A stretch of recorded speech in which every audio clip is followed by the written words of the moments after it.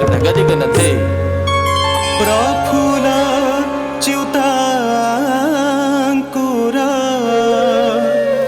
तीक्ष्ण सायको धीरे फमाला विलसद् धनुर्गुणः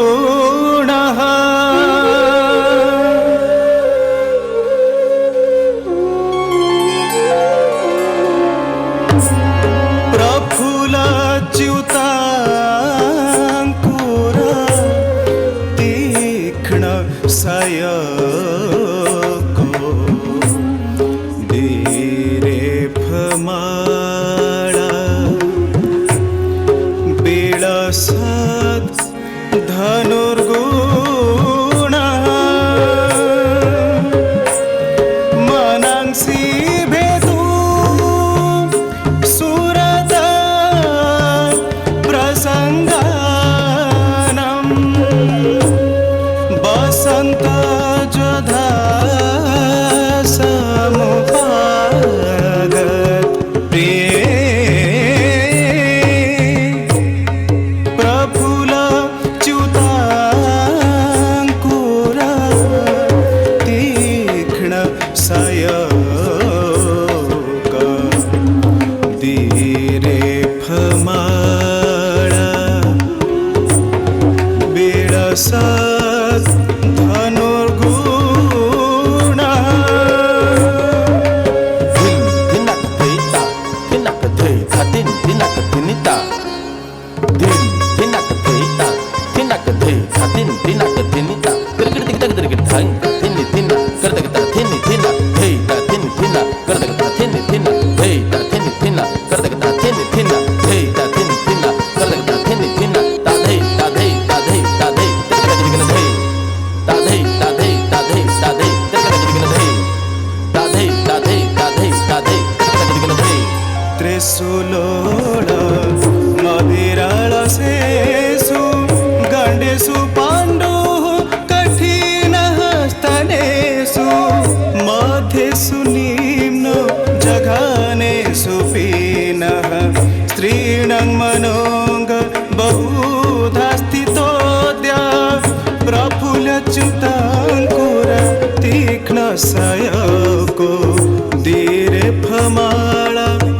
विलसद् धनुर्गुणः थे करतक तथे करतक तथे तथे तथे तथे थे तथिन थिना करतक तथिन थिना थे तथिन थिना करतक तथिन थिना थिना तथिन थिना तागदिक थिना तथिन थिना तागदिक थेना करतक थेना करतक थेना करतक थेना करतक थेना करतक थेना करतक थेना तखलांग तक गदिक नथे तखलांग तक गदिक नथे तखलांग तक गदिक नथे ता तिंग नथे तागदिक नथे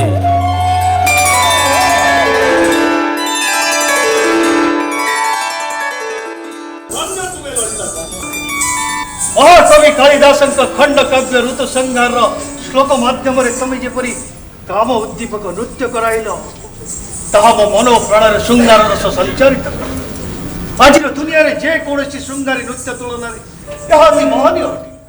धन्यवाद पंडित वेद प्रकाश आपणक परी पंडित मो आतिथ्य ग्रहण करी मो अभिरुचि को सम्मान देइथिबारु मु निजको धन्यवाद करूछि। हेले ललिता देवी तुम जड़े रूपजी सांप्रतिक जुगरे एपरी शास्त्रीय नृत्य प्रदर्शन करी रसिक मन को तुम केते दूर आकर्षित करि पारुछ ताहा मु कल्पना करि पारु। भारतीय संस्कृति ऐतिह्य परंपरा को भल पाउतबा मु जणे साधारण रूपजी रूप व्यवसाय को प्राधान्य न दे संस्कृतिर प्रचार प्रसार को मु मो जीवनर व्रत रूपे पालन करि हेले ए अत्याधुनिक जुगर नृत्य संगीत उत्तमता को छड़ी ग्राहक माने को एपरी शास्त्रीय नृत्य रे संतुष्ट होई पारुछ तुमे कोन उपयुक्त परिश्रमिक पाई पारुछ आपणक परी अल्प केते जन संस्कृति प्रेमी ग्राहकक सहयोग रे मो कोठीर लड़ना माने ताको गुजराण मेंटिया को समर्थ होचंती पड़ी छाड़ो मो कथा आपण कहतु आपण जणी मान्यगण्य प्रख्यात पंडित संस्कृत साहित्य रे आपनकर अगाध्य पांडित्य को आम समाज यथेष्ट सम्मान दे तापरे मो सुनिछि घरे आपनकर सुंदरी गुणवती धर्मपत्नी अछंती ता सत्ते भी ये रूपजीवी कोठी को आसीबार कारण मो पे अबद्ध पंडिते महाकवि कालिदास विद्युत्मांक परी सुंदरी गुणवती विद्यावती को पत्नी रूप में पाई सुद्धा दिने बाध्य ही द्वारस्थ होते रूपजीवी कामिनी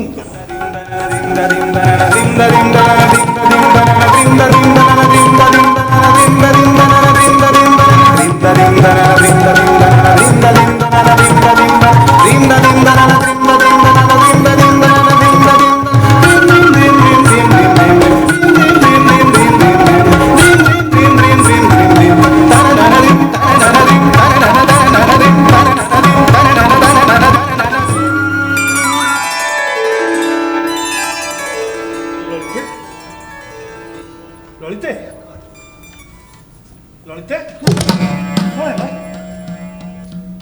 मु जानी पानी पंडिते कामिनी नाम शुणा मात्र मो शरीर रे एक अविश्वसनीय श्रीहरण सृष्टि की जाउछि हब हब ललिते कारण कामिनी देवी थिले विक्रमादित्य राजसभार सर्वश्रेष्ठ नृत्यांगना जी कालिदास साहित्यर पूजारिणी थिले हेले जनश्रुति कहे विद्युतमा मध्य कालिदास को साहित्य को खूब भल पाउथिले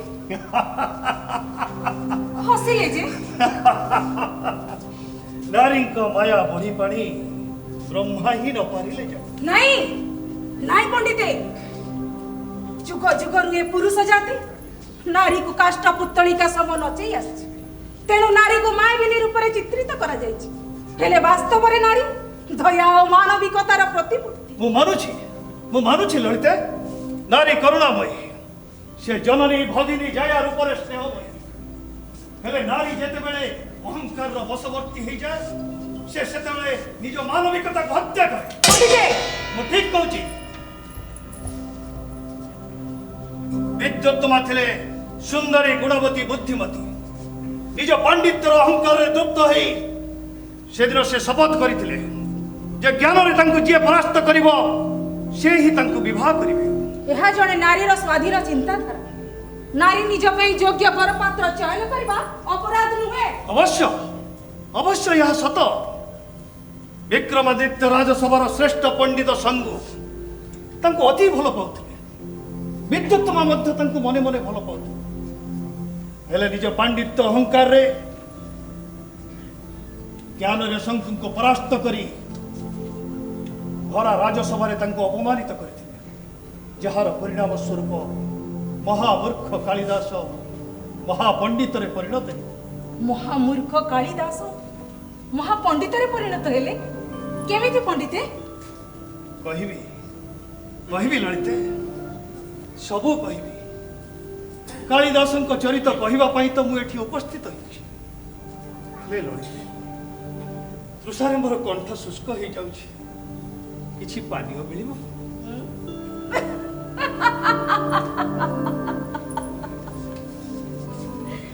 पंडिते रूपजीवीर कोठी रे पानीर अभाव न थाए आसतु मो कोठरी को जिबा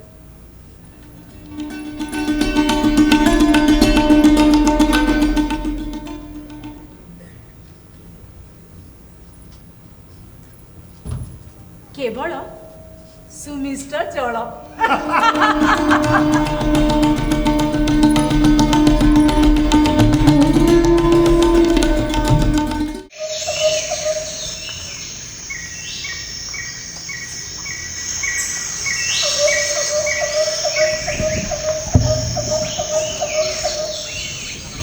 पंडित शंकर जे निघंच बनानी भ्रमण करू करू पादमुर क्लांत अवश्य सीधा तृषारे मु अतिष्ठ पंडित मु पादे आग को जापारि पंडित मुझे बसिली पंडित हाँ मुझे बसिली पंडित परारुचि मोर विश्वास अल्प समय पर आम जनपद उपगत आम इच्छित व्यक्ति को आम खोजी पाई ମୁଁ ବୁଝିପାରୁନି ପଣ୍ଡିତେ, ଆପଣ ଯାହାକୁ ଏତେ ଭଲ ପାଉଥିଲେ, ବିବାହ କରିବା ପାଇଁ ଇଚ୍ଛା ପ୍ରକାଶ କରୁଥିଲେ, ତାକୁ ଜଣେ ମହାମୂର୍ଖ ସହିତ ଆପଣ ବିବାହ କରିବା ପାଇଁ ବଦ୍ଧପରିକର କାହିଁକି? ପଣ୍ଡିତ ବରରୁଚି ରାଜକୁମାରୀ ବିଦୁତ୍ତମା ଯେପରି ମୋର ପାଣ୍ଡିତ୍ୟ ସ୍ୱାଭିମାନକୁ ଉପହାସ କଲେ, ମୁଁ ତାଙ୍କର ଉଦ୍ଧତ୍ୟକୁ ପରାହତ ନ କରାଯାଏ ଶାନ୍ତିରେ ନିଶ୍ୱାସ ମାରିବି। ହେଲେ ପଣ୍ଡିତେ, ପ୍ରତିଶୋଧ ପରଣତା ହଉଛି ଭଲ ପାଇବାର ପରିପନ୍ଥୀ, ଆଉ ତ୍ୟାଗ ହଉଛି ଭଲ ପାଇବାର ପୂର୍ବ ଭିତ୍ତି। ତେଣୁ ଆପଣ ଯଦି ପ୍ରକୃତରେ ବିଦ୍ୟୁତ୍ତମାକୁ ଭଲ ପାଉଥାନ୍ତି, ତାହେଲେ ତାଙ୍କ ପାଇଁ ଗୋଟେ ଉପଯୁକ୍ତ ବରପାତ୍ର ସନ୍ଧାନ କରନ୍ତୁ। ପଣ୍ଡିତ ବରରୁଚି ମୁଁ ହଉଛି ବିକ୍ରମାଦିତ୍ୟଙ୍କ ରାଜସଭାର ମୁଖ୍ୟ ପଣ୍ଡିତ। ମୋର ସ୍ୱାଭିମାନ ମୋ ପାଣ୍ଡିତ୍ୟକୁ ଯେ ଉପହାସ କରିଛି, ମୁଁ ତାକୁ ଶାନ୍ତିରେ ବଞ୍ଚିବାକୁ ଦେବିନି। ହେଲେ ପଣ୍ଡିତେ, ଏ ଜ୍ଞାନୀ ଲୋକମାନେ କୌଣସି କୁକାର୍ଯ୍ୟ କରିବା ପୂର୍ବରୁ ତାର ପରିଣାମ ସମ୍ପର୍କରେ ଚିନ୍ତା କରନ୍ତି। ଆପଣଙ୍କର ଏ ଚକ୍ରାନ୍ତ ଯଦି ଲୋକଲୋଚନକୁ ଚାଲି ଆସେ, ତାହେଲେ ଆମର ବାକି ତକ ସମ୍ମାନ ମାଟିରେ ମିଶିଯିବ। ପଣ୍ଡିତ ବରରୁଚି ତମେ ଜ୍ଞାନର କନିଷ୍ଠ ହୋଇ ବରିଷ୍ଠକୁ ଉପଦେଶମାନ ଧୂର୍ତ୍ତତା କର ନାହିଁ। ଯୁକ୍ତି ଯୁକ୍ତଂ ବାଚଗ୍ରାହ୍ୟଂ ବାଳାଦପି ସୁକାଦପି। ପଣ୍ଡିତେ, ଏ ଜ୍ଞାନୀ ଲୋକମାନେ ଯୁକ୍ତିଯୁକ୍ତ କଥା ଛୋଟ ଛୁଆଙ୍କର ମଧ୍ୟ ଗ୍ରହଣ କରିଥାନ୍ତି। ପଣ୍ଡିତ ବରରୁଚି ମୁଁ ତମକୁ ବିକ୍ରମାଦିତ୍ୟ ରାଜସଭାର ମୁଖ୍ୟ ପଣ୍ଡିତ ଭାବରେ ସ୍ୱୀକୃତି ପ୍ରଦାନ କରିଛି। ତା ପ୍ରତିଦାନରେ ମହାବୀର କର୍ଣ୍ଣ ଦୁର୍ଯ୍ୟୋଧନଙ୍କ ବନ୍ଧୁତ୍ୱର ପ୍ରତିଦାନରେ ଅନ୍ୟାୟ ସପକ୍ଷରେ ଯୁଦ୍ଧ କରି ମୃତ୍ୟୁବରଣ କରିଥିଲେ। ଇଏ ପଣ୍ଡିତେ, ମତେ କାହିଁକି ଭାରି ଭୟ ଲାଗୁଛି ପଣ୍ଡିତେ। ମୁଁ ଆପଣଙ୍କୁ ସାହାଯ୍ୟ କରିପାରିବିନି। ନାଇଁ ନାଇଁ ନାଇଁ, ମୁଁ ଆସୁଛି ପଣ୍ଡିତେ। ତିଷ୍ଠତୁ ପଣ୍ଡିତ ବରରୁଚି ତମେ ଯଦି ମୋତେ ସାହାଯ୍ୟ ନ କରିବ, ତାହେଲେ ବିକ୍ରମାଦିତ୍ୟଙ୍କୁ କହି ତାଙ୍କ ରାଜସଭାରୁ ତମକୁ ବହିଷ୍କାର କରାଯିବ। ତମ ସବୁ କାବ୍ୟ କବିତାକୁ ନିଆରେ ପଡ଼ିବ ପାଉଁଶ ଖଣ୍ଡ। ନାଇଁ ପଣ୍ଡିତେ, ନାଇଁ ନାଇଁ ନାଇଁ ନାଇଁ ନାଇଁ ପଣ୍ଡିତେ, ଆପଣ ସେମିତି କୁହନ୍ତୁ ନାହିଁ। ମୁଁ ଜାଣେ ଆପଣ ରାଗିଲେ କେଡ଼େ ଭୟଙ୍କର। ଏମିତି ମୋତେ ସାହାଯ୍ୟ କରୁଥା, ଅଖ ଯଶ କୀର୍ତ୍ତିର ଅଧିକାରୀ ହଉଥା। ହେଲେ ପଣ୍ଡିତେ, ବର୍ତ୍ତମାନ ତ ମୁଁ କ୍ଷୁଧା ତୃଷାରେ ଅତିଷ୍ଠ ଯେ। अत्र आगच्छ। किमर्थं? नय किं?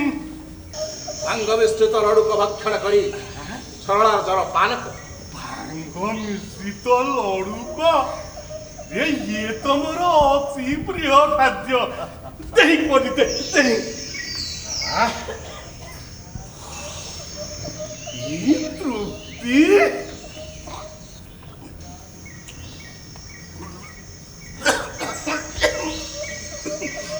पंडिते, मुझे झरणार जल पान कर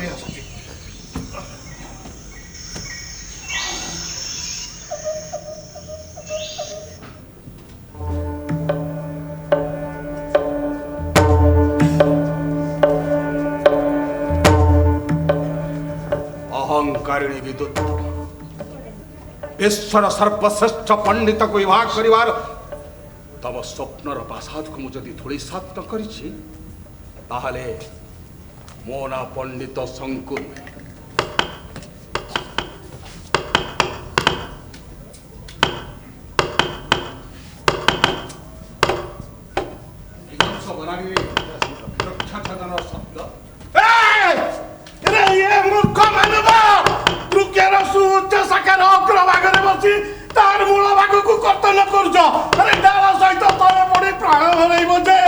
मो मल्ली गली तमने कौन गला हो? तमे गछ तलू पड़ा मो डाला पड़ब जे तुम जीवन पुट कर पड़ेब। कड़ाला पंडित पंडित पंडित आसु देखो जड़े लोक किपरि वृक्षर अग्र सुवृक्षर शाखार अग्रभाग बसी तार मूल भाग को कर्तन कर देखो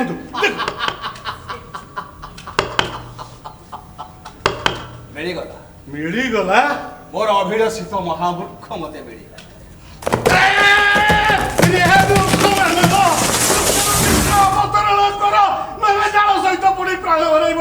मो थरे परा कहले मो मल्ली गली तुमर कौन गला हो? अरे आमर किछि जीवनी तमे वृक्ष छद्र रहित हई निम्न को अवतरण कर। आमे तुमको समिष्ठ लडुक आउ सरवत्र मध्य दो। कौन कहला? मिठा लड्डू आउ सोन मुद्रा देब? तमे जते खाइबो आमे तुमको सेति लडुक दो। सत कहूच? ହଉ ରୁହ ରୁହ ମୁଁ ଓହ୍ଲଉଛି। ଆସ ଆସ।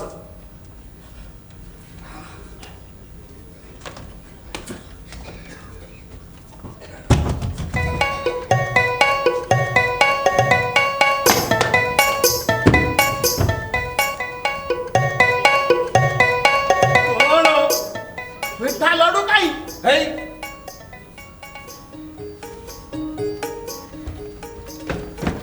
ନାଇଁ ନାହିଁ। ତମେ ଆଗେ କୁହ ଆମେ ଯାହା କହିବୁ ଆମ କଥା ତମେ ମାନିବ ନା?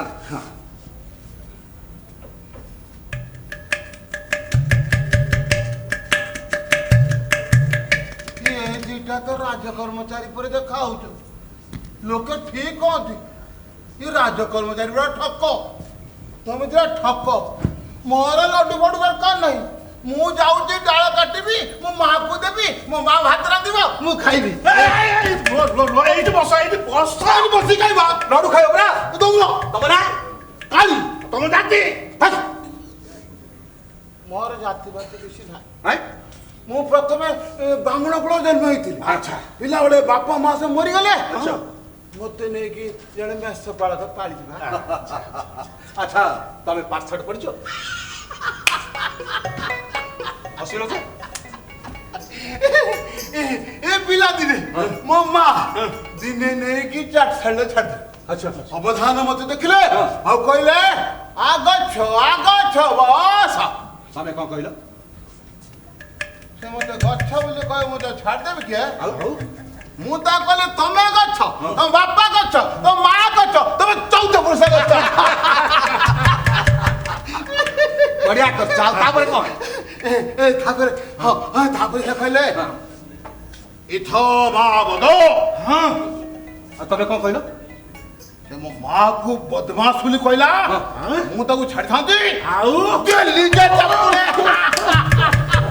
ନିଜେ ସେଇ ଦିନରୁ ଆଉ ଗାଇନି ଚାଟଶାଳୀ। ବହୁତ ବୁଝିଆ ତମେ। ତମେ ହିଁ ମୋ ମନସ୍କାମନା ପୂର୍ଣ୍ଣ କରି।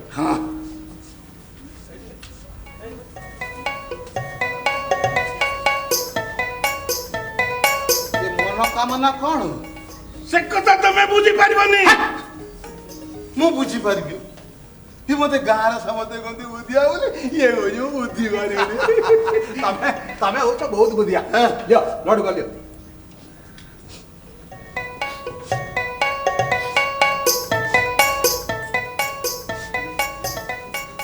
ଏଥିରେ କିଛି ମିଶିନି ତ? ଭାଙ୍ଗ ମିଶିଛି। ମୁଁ ଭାଙ୍ଗ ମିଶା ଲଡୁ ଜମା ଖାଇବିନି। ସେଦିନ ଭାଙ୍ଗ ମିଶା ଲଡୁ ଖାଇକି ଗାଁ ଲୋକଙ୍କୁ ଏତେ ଗାଳି ଦେଇଥିଲି ଯେ ସେମାନେ ମୋ ସହିତ କଥାବାର୍ତ୍ତା କହୁନାହାନ୍ତି। ମୁଁ ଭାଙ୍ଗ ମିଶା ଶୁଣ ଶୁଣ ଶୁଣ ଶୁଣ ଏ ଲୋକ ମିଥ୍ୟା କହୁଛନ୍ତି। ଏଥିରେ ଭାଙ୍ଗ ମିଶ୍ରିତ ହୋଇନାହିଁ। ଇଏ ହଉଛି ମହାଦେବଙ୍କ ମହାପ୍ରସାଦ। ମହାଦେବଙ୍କ ମହାପ୍ରସାଦ। ପିଲାଦିନରୁ ତ ମହାଦେବଙ୍କୁ ମୁଁ ବହୁତ ଭକ୍ତି କରେ। ତାଙ୍କ ମହାପ୍ରସାଦ କେମିତି ଖାଇବିନି? ନା ନାଇଁ ଖାଇବ ନା? ତାଙ୍କ ପ୍ରସାଦ ଖାଇବି।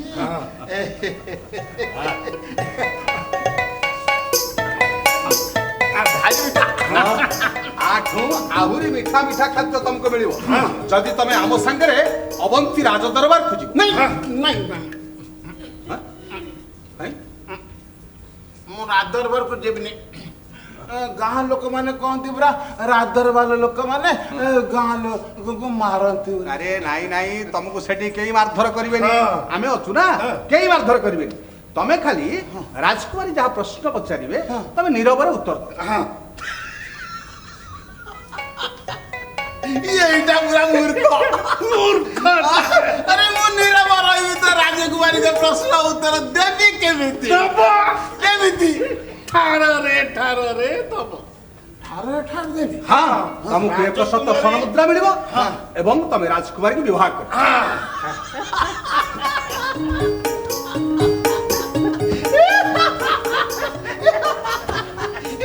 আরে মু দরা উড়া হইলেনি মু মূর্খ বলি মতে কেই ঝিও দউনাহান্তি ইয়ে কହୁছে রাজকুমারী মতে বাবা ମୋର ବିଶ୍ୱାସ ତମେ ହିଁ ରାଜକୁମାରୀଙ୍କ ପ୍ରଶ୍ନର ଉତ୍ତର ଦେବ। ତମେ ହିଁ ରାଜକୁମାରୀକୁ ବିବାହ କରିବ। ଏବେ রাজকুমারী বাহার চলো ଚାଲ। ଯିବା ରାଜି କରିବା ବା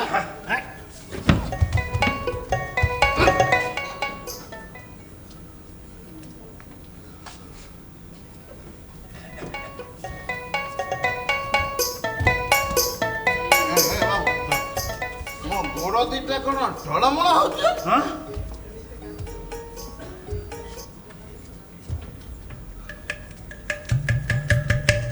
ତମେ ଦି ଜଣ ମତେ ଦିଦିଟା ଦେଖା ହଉଛ। ଇରେ ମୂର୍ଖ ମତେ ତ କଣ ସବୁ ଚାରିଟା ଦେଖାଯାଉଛି ଆଉ। ଚାରି ଚାରିଟା ହେଲେ ଯିବାକୁ ହବ ନା ରାଜକୁମାରୀ କି ବାହା ଯିବି। ଚାଲ ଚାଲ ଆରେ ଏପଟେ ନାହିଁ ଆରେ ଏପଟେ ସେପଟେ ଏପଟେ ରାଜକୁମାରୀ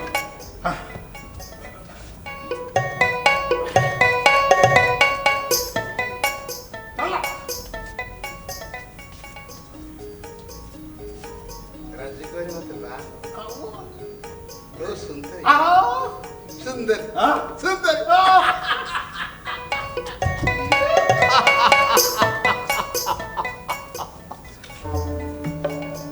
ଅହଙ୍କାରରେ ବିଦ୍ୟୁତ୍ତମ ମୋ ଦିବ୍ୟ ଦୃଷ୍ଟିରେ ସ୍ପଷ୍ଟ ଦେଖିପାରୁଛି ଏହି ମହାମୂର୍ଖ ଦ୍ୱାରା ତୁମେ ପରାଜିତ ହବ ତମେ ହାରିବ ଆଉ ମୁଁ ଜିତିବି।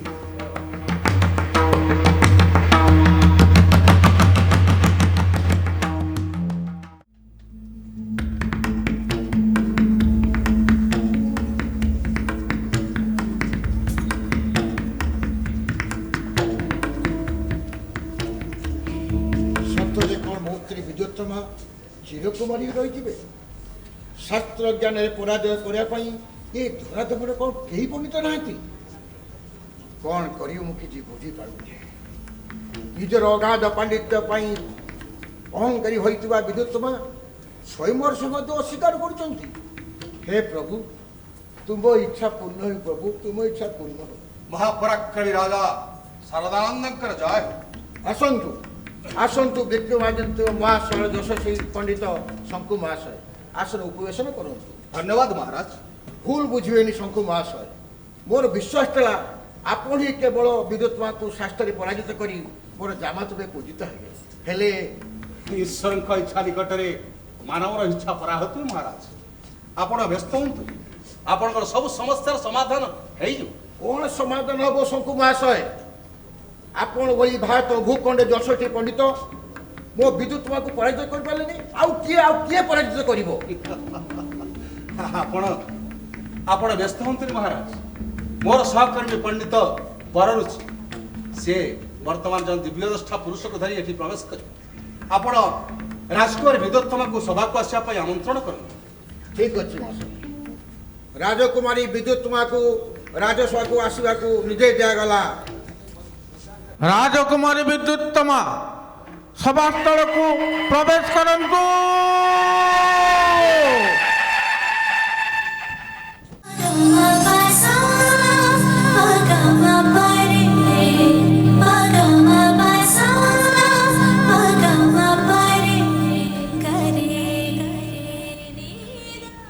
ମହାରାଜ, ରାଜକୁମାରୀଙ୍କ ସହିତ ଶାସ୍ତ୍ରାସ୍ତ୍ର ପାଇଁ ଅଳକାପୁରର ସହପଣ୍ଡିତ କାଳିଦାସଙ୍କୁ ସଭାକୁ ଆସିବା ପାଇଁ ଆପଣ ଅନୁମତି ପ୍ରଦାନ କର। ଠିକ୍ ଅଛି।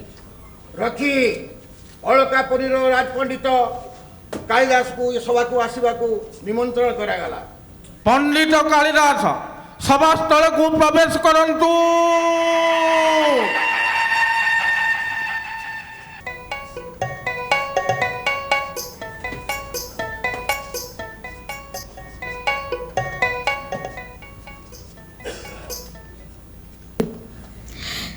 ଏ ବ୍ୟକ୍ତି କ'ଣ ମୋ ପ୍ରଶ୍ନର ଉତ୍ତର ଦେଇପାରିବ?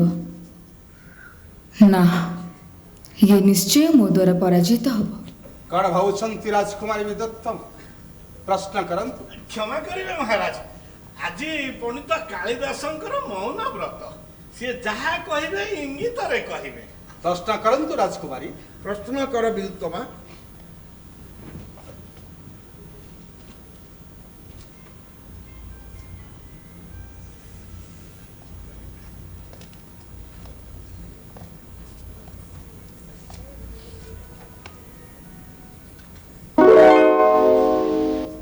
यार तो भारी साहस मोर गोटे आखि फुटेदेव नाई मु तार दीटा आखि फुटेदेवी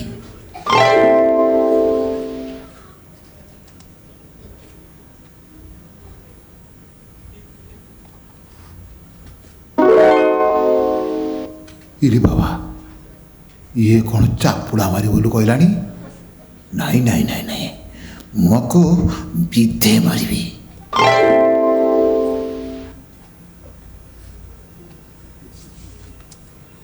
धन्य धन्य आपण पंडित प्रवर आपण पांडित्य निकटरे मु पराजित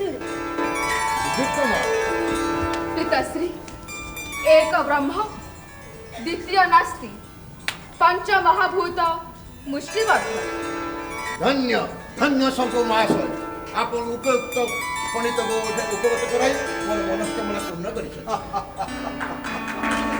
महाराज आपणकर मनस्कामना केवल मोर मध्य मनस्कामना पूर्ण होबाक जाउछि आ विलंब कई महाराज यथाशीघ्र विवाह संपन्न करंतु शुभ कार्य विलंब असहज रखी क्षमा करेबे महाराज मोर किछि वक्तव्य रहिछि वक्तव्य कुआ विदुत तुम मु उपस्थित पंडित मंडली को एवं विशेष करी पंडित शंकु महाशय को एटिकी कहबी ज्ञान परिमापक शास्त्र लोचना रे आपण मानकु परास्त करी मु विशेष मर्माहत मोर मनस्कामना को पूर्ण करिया पई मो पाखरे अन्य कोनोसी उपाय नथिला एणु प्रतियोगी मनोभाव को नहीं पूर्व कथा को आपण माने भूली जाते राजकुमारी विदुत आपण जर पांडित्यर परिचय दे विश्वर सर्वश्रेष्ठ विदुषी भाव में परिगणित हो मोर माहत हमार कारण किसी नहीं महाराज विवाह संपन्न करूं शुभ कार्य विलंब असमाचन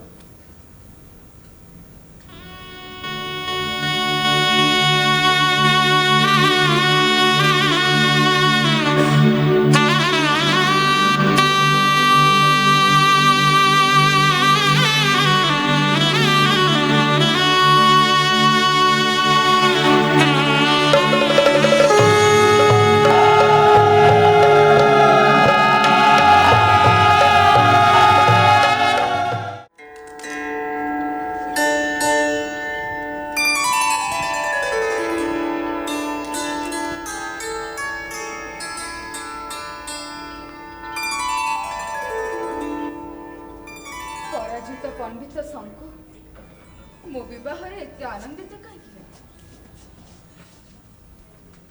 मो दक्षिण चक्षु स्फुरित होउछि पंडित मंडली चक्रांत करी मो प्रति अन्याय करनाहांती तो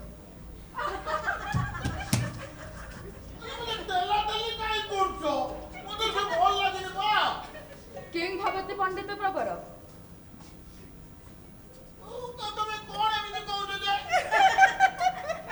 कृपया तुष्णीं भवतु कौन कहला मुहरे तुंडी लगेबी मु काहे मुहरे तुंडी लगेबी मु तो गोरु गाय के मुहरे सब दिन तुंडी लगाए भगवान गोपालक हां खाली गोपालक नुह मु मेंढा मान के मध्य चराए तेनु गार लोक माने मते मेषपालक बोली कह भगवान मेषपालक हां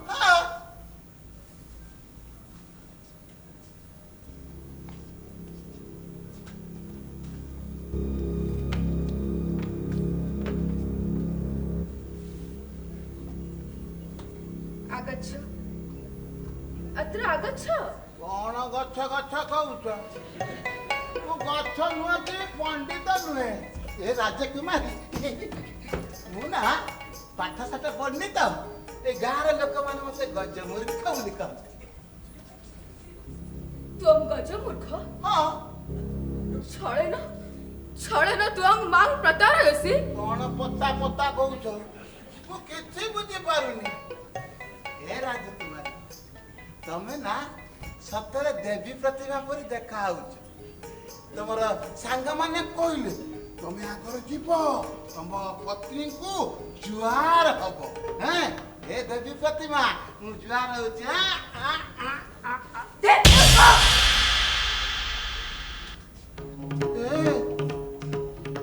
राजकुमारी कौन गोईठा मारिलानी अरे गाँव लोक मैंने कहते स्वामी मान को पत्री माने जुआर होती ये मत कौन गोईठा नाउची ए राजकुमारी मु मूर्ख सत हेले खराब लोक नुह मु बहुत भल पिला चली जाओ मो सम्मुखरु तुम परि सठा प्रतारक महामूर्खर मुख मु दर्शन करबाक चाहे ना हे राजकुमारी महामूर्ख सत हेले मो सठ की प्रतारक नुह तमे सठा तमे प्रतारक तमे महामूर्ख रात्रिर अवसर पूर्वरु ए राज्य छाड़ी चली जाओ नचेत मो अंगरक्षी माने तुमको हत्या करबे चली जाओ चली जीवी निश्चय चली जीवी आज जाए मो माँ मो देहरे टीप चिन्ह देई नथिला आज मो माँ मूर्ख बोली तमे प्रथमे गोईठा मारलो तापर चापुड़ा मारलो तापर मते ठेली दउछ नहीं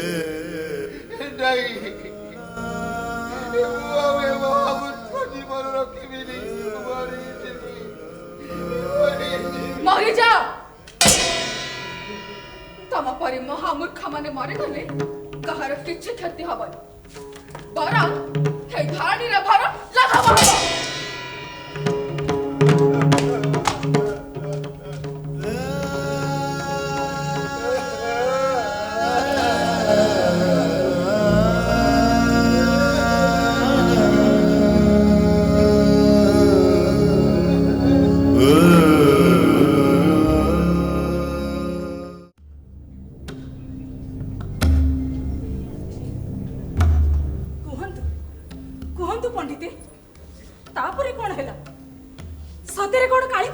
तुम्हें कुह ललिते बिचरा कालिदासंकर भूल रहिला केउठी भोक उपास अभाव अनाटन रही माँ बापांकर स्नेह आदर रे अधा बयस से बीतई देले जदि विद्वत माता परिचय भल भाव जानी नथिले ताले से तांको विवाह करुथिले काई आ परिचय पाइला परे राजप्रसाद रु धक्का मारी बाहर करि देई से केउ विज्ञतार परिचय देले जुग जुगरु राज कर्मचारी तो राज परिवार लोक माने एमती निरीह लोक मान को निर्यातना देई आछंती पंडित ललिते छाड़ंतु से कथा आपण कहंतु पंडिते कालिदास की परी एते बड़ महाकवि हे पारले दृढ़ अध्यवसाय और कठोर तपस्या हाँ अपमान सही न पारी से दिन से निज जीवन को निश्चेष करने जंगल को प्रवेश कले से जंगल में जड़े दयालु साधु उपदेश क्रमे आत्महत्या परी महापापरु रहित होई गुरु संदीपनीकर आश्रित आउे माता सरस्वती को पाइबा पाई सकाल संजरे कठोर तपस्या एमती 5 वर्ष बीते शेष माता सरस्वती तपस्या रे प्रीता कालिदास को सम्मुख निश्चित आविर्भाव होई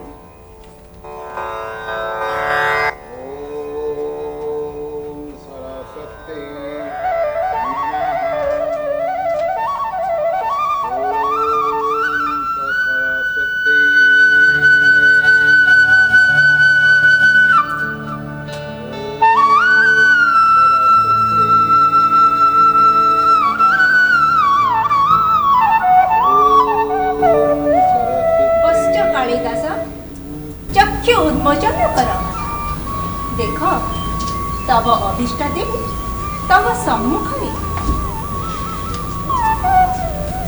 कालिदास कालिदास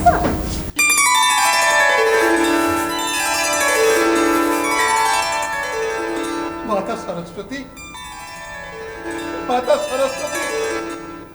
और प्रणाम घेना कर माता और प्रणाम घेना कर तरुणी सकल निंदो विभ्रति शुभ्रकांति कुचभर नमितांगीर सन्न सन्नास्तद्वजे निज कर कवलाद्यो लेखनी पुस्तक श्री सकल विहव सिद्धेर पातु वाग्देवती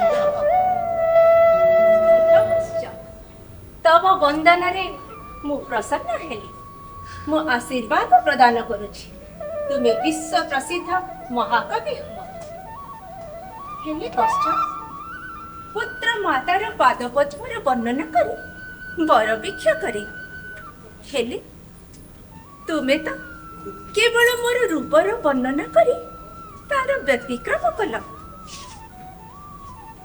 एणु जणे रूपवती नारी द्वारा तुमे निश्चित पराजित हे आ से ना ना माता मते अभिशाप दियोनी माता मु आपणकर रूप वर्णना करी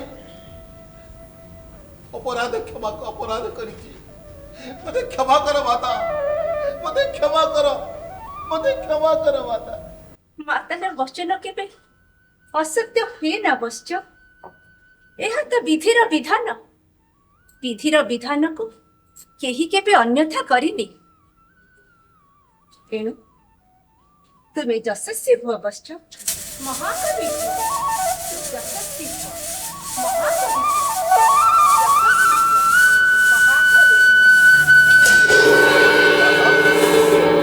माता माता माता माता माता माता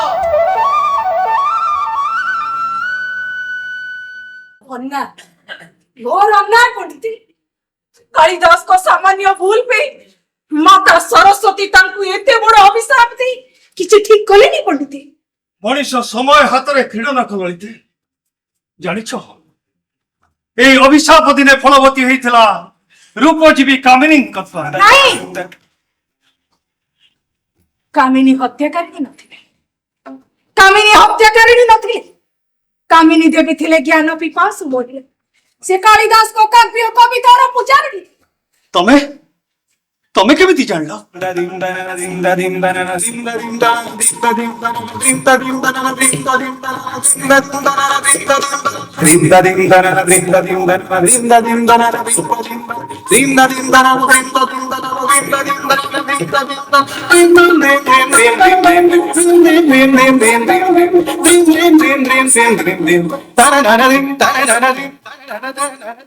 मुई कामिनी देवी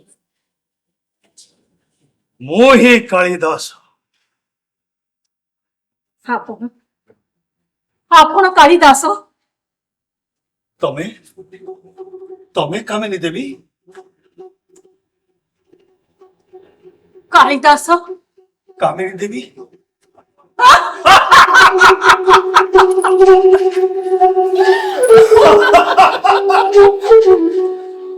किए कहिबो अनेक जन्म नेला परे कालिदास और कामिनी देवी का आत्मा और शरीर रे विद्यमान है कहा भी होई पारे हेले पंडित मु जानिबा पई चाहे तापरे कोढेला कालिदास की परे उज्जैनी रे पहुंचिले से थिले जने सरल मना निष्पाप मनीष सब मान अपमान को पछरे पकाई से दिन संध्या समय से निज पत्नी गृहर कपाट को पराघात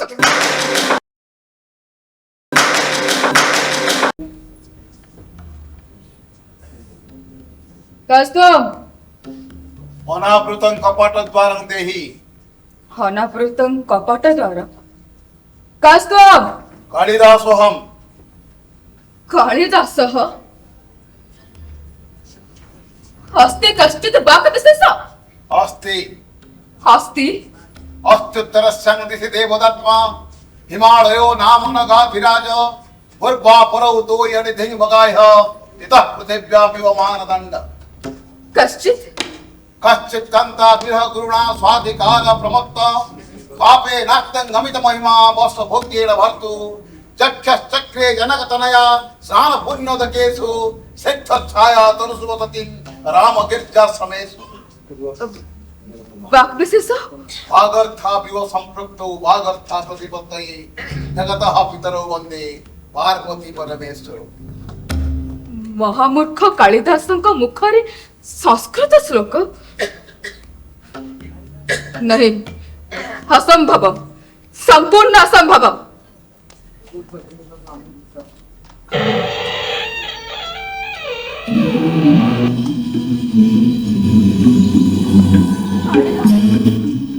भवतः मुखे संस्कृत श्लोक। यह केवल 3टी संस्कृत श्लोक नुह विदुषी विद्युत्तमा तुम अस्थि शब्द सृष्टि करी कुमार संभव महाकाव्य कश्चि शब्द सृष्टि करी मेघदूतम खंड काव्य और बाप विशेष सृष्टि करी रघुवंश महाकाव्य। रघुवंश महाकाव्य। आगच्छन्तु पंडित प्रवर, आगच्छन्तु। आसने आसने आसता। नहीं विदुषी विद्युत्तमा तुम्हें सदिन एक गृह मत पदाघात करी बहिष्कार करी आदि मुझे गृह स्वयं चली जा आसी 3टी महाकाव्य रचना कला परे जदि जीवित थी तुम सहित मोर साक्षात हम नचेत यह ही आमर शेष साक्षात। तिष्ठतु पंडित प्रवर।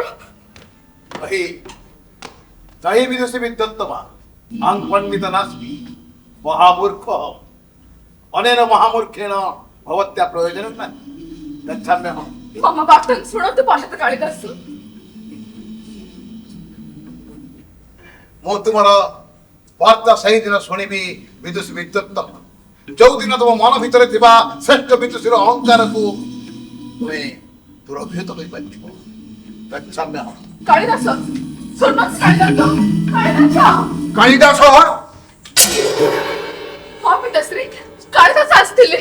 कालिदास आसीथिले से सठ प्रतारित कालिदास के कालिदास थिले। पिताश्री 5 वर्ष अतिबात हो गला तुम्हें मोर अनुरोध रक्षा करूँ तुम विवाह वर्ष मध्य अतिक्रांत होगा जाऊँगी यही पूर्णमी तिथि तुम स्वयंवर सर आयोजन कर। नाई पिताश्री मु भी आपण को बारंबार कहूँ मु विवाहित मु द्वितीय विवाह करि पारिबे नाही। विद्युत्तमा तापर मो स्वामी कालिदास आज महापंडित हो जाइछन्ति। कालिदास महापंडित होइछन्ति। हाँ पिताश्री तांको मुखर सुंदर सुललित संस्कृत श्लोक अनर्गल निस्तृत हेउछि। से मोर अस्ति कश्चित वाक्य विशेष वाक्य को नहीं कुमार संभवम रघुवंश मेघदूत हे 3टी महाकाव्य रचना करिबार सिद्धांत नहीं। कालिदास महाकाव्य रचना करिवे कांति से कालिदास कालिदास कालिदास रुहतु पिताश्री।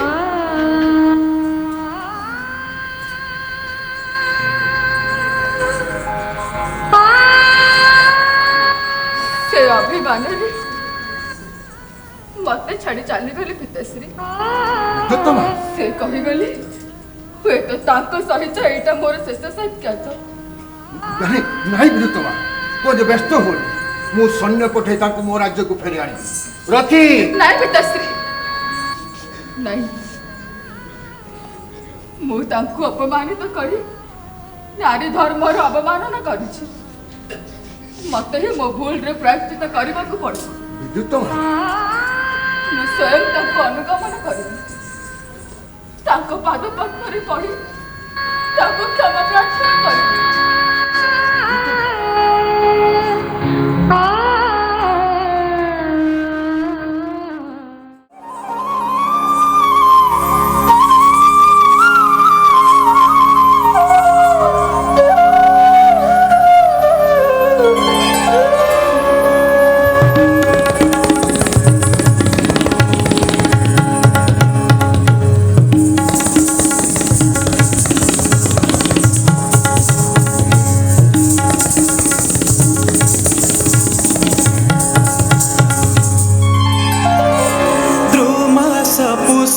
सलीलं सपद्मं द्रुमसपुष्प सलीलं सपद्मं स्त्रियः सकामः पवन सुगन्धि सुखप्रदो दिवसश्चरम्य सर्वं प्रिये चारुतरं वसन्ते सर्वं प्रिये चारुतरं वसन्ते द्रिं तान द्रिं तान द्रिं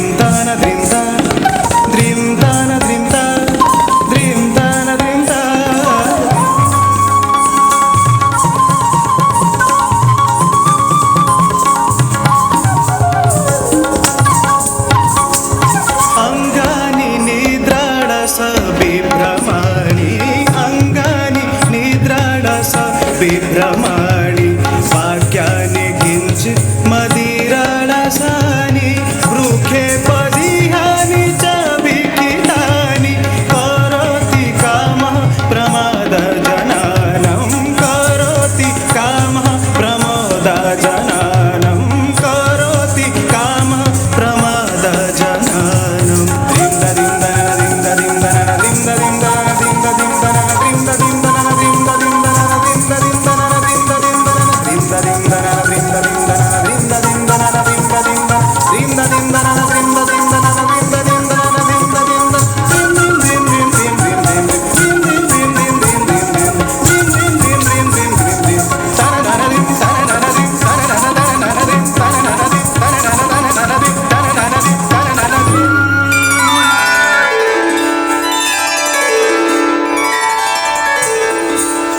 धन्य धन्य कामिनी देवी तुम शिष्य मानकर नृत्य छटा केवल मते नुहे उपस्थित पंडित मंडली को मध्य विमुग्ध करिछि मोर ए उपहार ग्रहण करिबा धन्यवाद महाराज। ए सामान्य रूपजीवी कामिनीर शिष्य मानकर नृत्य छटा आपण समस्त मन को मुग्ध करि परिछि एहा मो पई गौरवर विषय महाराज। केवल तुम शिष्यांक नृत्य छटा नुहे कामिनी देवी जो संगीतर ताले ताले तुम शिष्य नृत्य कले ताहा अतीव सुललित और मनमुग्धकर। कामिनी देवी ये श्लोकर रचयिता किए और ये श्लोक तुम्हें पाइल कोठु भाण मानक मुखरु महाराज। भाणमानक मुखरु हाँ महाराज से माने कहती यार रचयिता होचंती पंडित कालिदास।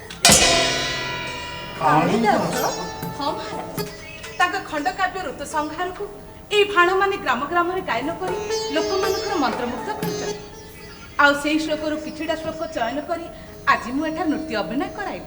महाराज जहाँक रचना एते सुंदर निश्चित से जड़े भल मनीष होइथिबे सेहीपरि व्यक्ति को आम राजसभा सभा पंडित भाव में नियुक्ति प्रदान कले आम राजसभा आहरी महिमा मंडित हो पारंता। क्षमा करिब महाराज जड़ा अज्ञात लोकर केतोटी श्लोकरू तार पांडित्यर विवेचना करा जाए। पंडित शंकु महाराजांकर जय पंडित बररुचि आगच्छन्तु आगच्छन्तु आसने आस्यताम्। धन्यवाद महाराज। वदन्तु महाराज पंडित कालिदासंकर केतोटी रचना मु तांकर कुमार संभवम रघुवंशम दुईटी महाकाव्य पठन कर सारी वास्तव से जड़े महान कवि महाराज आउ से साक्षात माँ सरस्वती को दर्शन कर महाराज। माता सरस्वती को प्रत्यक्ष दर्शन करिछथि। हाँ महाराज से वर्तमान आपण द्वार देश रे अपेक्षा द्वार देश रे रखे आज्ञा महाराज। पंडित कालिदास को राजसभा को आसवा को निर्देश दिया गला। यथाज्ञा महाराज। पंडित कालिदास राजसभा को प्रवेश करंतु।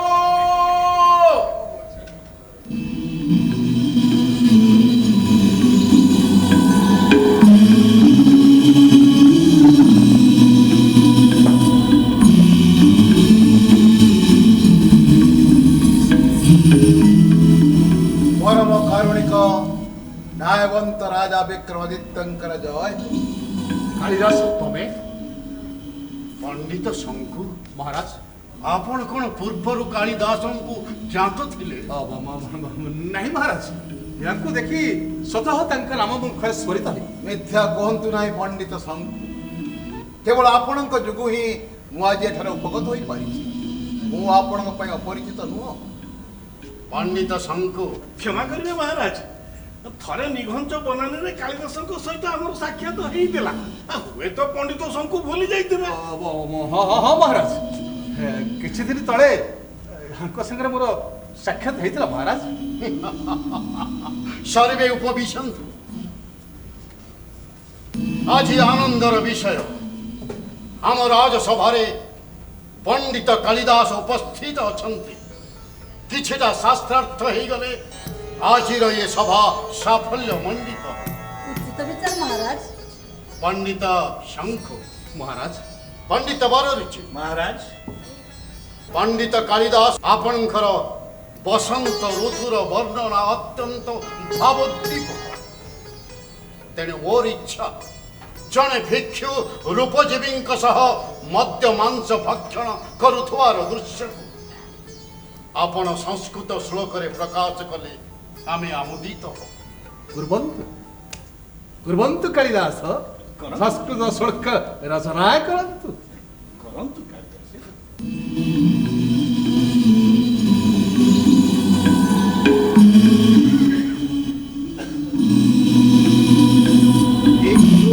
मांस निशे बणंग प्रकुरुषे किंते न मद्यं विना मद्यं चापि तव प्रिय प्रिय महो वारांगनाभेशः तासांगर्थ रुचि कुतास्तव धनं द्योतेन चौर्येण वा द्योता चौर्य परिग्रहोऽपि भवतः नष्टस्य कन्यागति। धन्य महाकवि जे नष्ट होइगले से निम्न को जीवा छड़ तार अन्य गति ना एहा कही आपण समाज को जो वार्ता देले ता अविस्मरणीय महाकवि। कौन अविस्मरणीय कवि ए श्लोक ना संधि अच्छी ना अलंकार अच्छी। महाराज सादा सीधा आप संस्कृत कहीदेले ताहा पांडित्य विवेचना कर जाए। पंडित शंकु आपण सत्य को स्वीकार करूना कहीं। महाराज यह ग्राम सहित पतित होची यह पांडित्यर परिमापक नुह। रखी महाराज पंडित कालिदासंकर संस्कृत श्लोक को तमे बुझी पारिल तो? हाँ महाराज मु भी आगु रूपजीवी मानक सहित मद्यपान करते कथा दे मद्यपान एवं छाड़ी देछि महाराज नले मोर भी नष्टस्य कन्यागति हेता। महाराज भवतु शंको पश्यन्तु किं तिष्ठति अग्रे।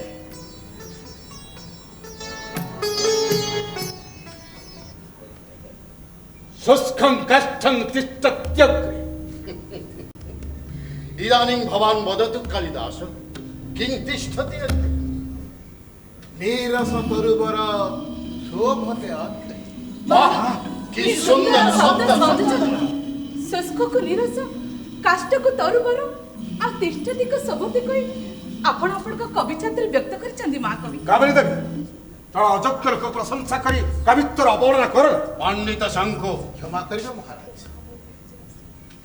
पंडित शंकु मोर कवित्व को स्वीकार करूनांती बोले तांकु बाध्य करंतु। मोर कविता केवल लोकमानक मनरे आनंद सृष्टि करिया पई उद्दिष्ट का मनरे असूया भाव सृष्टि करिया पई उद्दिष्ट नुह। नहीं नहीं पंडित कालिदास आपण होसन जण महाकवि।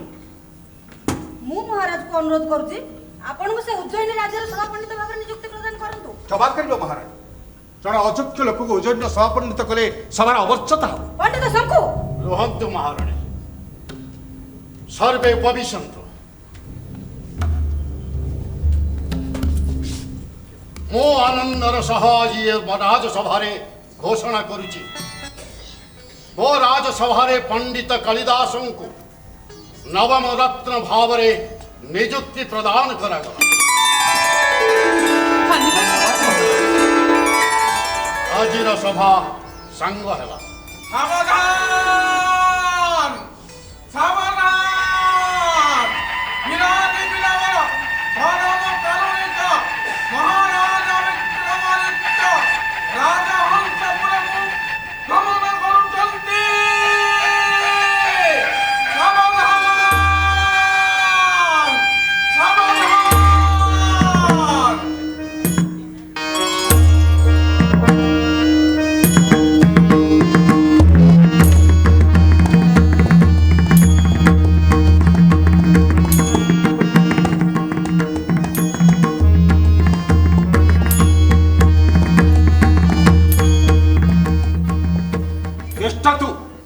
तिष्ठतु पंडित कालिदास अत्र आगछ।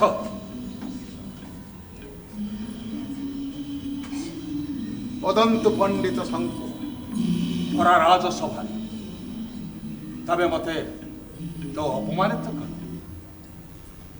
ता कदापि भल कल ना। यार परिणाम तुमको भोग करने को पड़ेगा।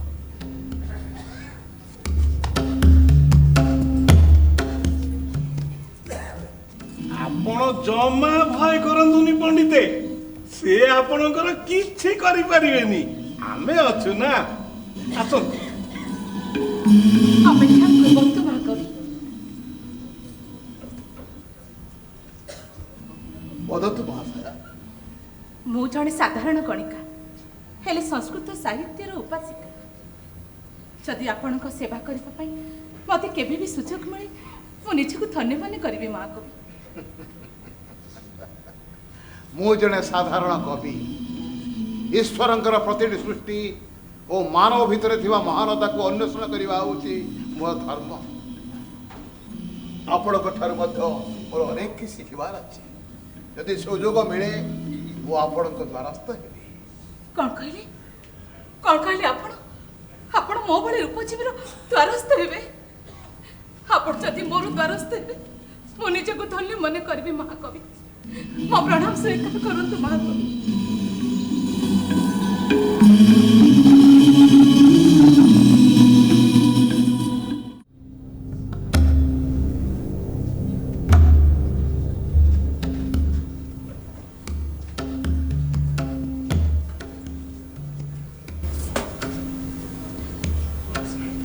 अहंकार बशवर्ती होई मु जो महापाप करिछि तार प्रायश्चित करबा पाई दीर्घ 5 वर्ष काल कालिदास को अनुगमन करी करी आज जाए तांकर साक्षात लाभ करि पारिली।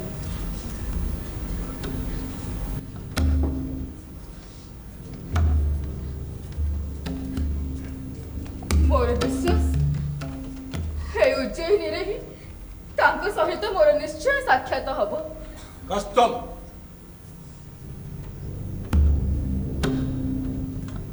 राजकुमारी विदुत्तमा पंडित शंकु तबे उज्जयिनी राजमार्ग करे मोर सौभाग्य पंडित शंकु आपणक सहित मोर साक्षात होगला। मु शुणी महाकवि कालिदास ए उज्जयिनी रे अवस्थान करुचंती। आपण कहि परिबे सप्रत से केउठी? कहिबी निश्चय कहिबी राजकुमारी विदुत्तमा। तबे पागले प्राय अवंतीरू उज्जयिनी को धाई आसीछ तांको देखा करबा पाई। से वर्तमान रभजीवी कामिनी को अतिथि।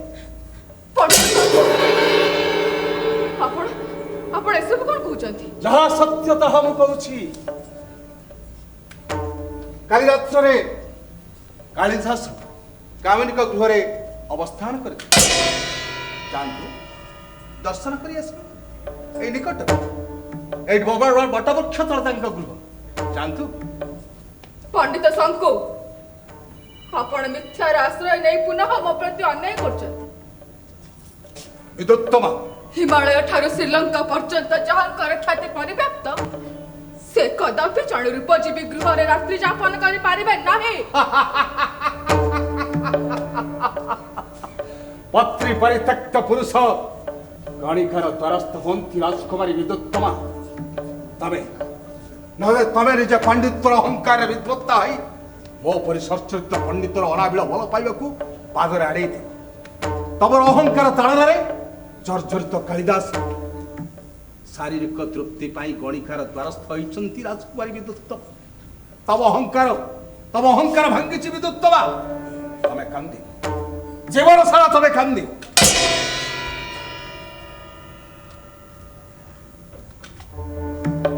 हेले तम लुह पोछि देवा पाई तम पाखरे ए शंकु व्यतीत केही नथिबे तम पाखरे।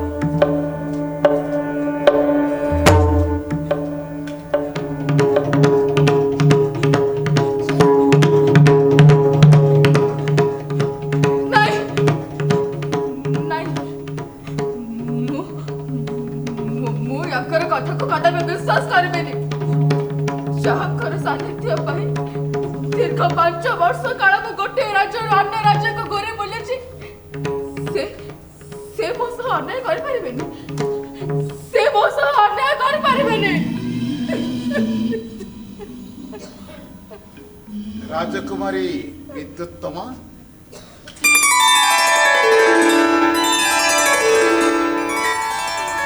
महा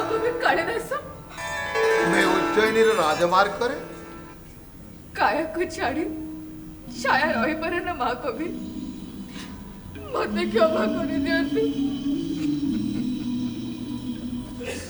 क्षमा क्षमा कौथि पई राजकुमारी विद्युत मु आपण को अपमानित करी नारी धर्म रो अपमानना करिछि नहीं नहीं विदुषी विद्युत तुम्हें से दिन मत अपमानित कर नथिले हुए तो मुझे प्रशंसार अधिकारी हो पारि न तेणु तुम प्रति मोर कौन क्षोभ नाला आज ना भविष्य रहा तिष्ठतु महाकवि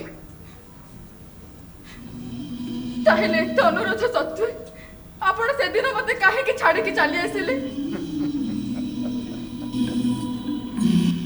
तुम्हें कुह राजकुमारी विद्युत यदि मो पूर्ववत महामूर्ख भाव तुम आगे उपगत होता ताहले कौन तुम मत पति रूप में स्वीकार कर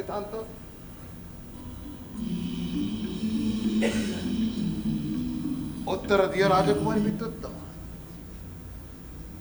ना तेणु आमर विवाह एक आकस्मिक घटना यही आकस्मिक घटना को नहीं एते अनुरक्ति प्रकाश करने उचित नुह नाई महाकवि हे आकस्मिक घटना ही मो जीवन गतिपथ को बदल देछि मु आपणक ठारे निजକୁ समर्पण करुछि महाकवि मते ग्रहण करंतु महाकवि मते ग्रहण करंतु नहीं नहीं विदुषी विद्युत तमे प्रत्युष हेले मो प्रदोष नहीं नहीं महाकवि आपण उदित सूर्य हेले मु हेउछि आपणकर कबळिनी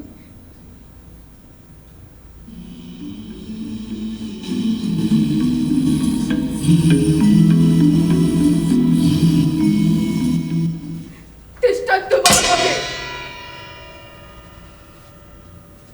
जदि आपण मते स्वीकार न करिवे ताहले मु गणना पान करबा को बाध्य हेबे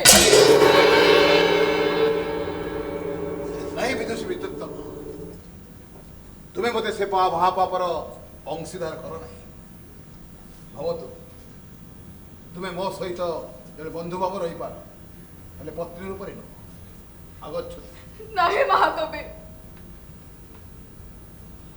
दीर्घ 5 वर्ष काल आपण को पाइबा आशा मु अनुताप अनड़े जड़े जड़े मो मनर अहंकार को निस्तेज कर देछि महाकवि मु आपणकर पाद तले पड़ी आपण को क्षमा प्रार्थना करुछि महाकवि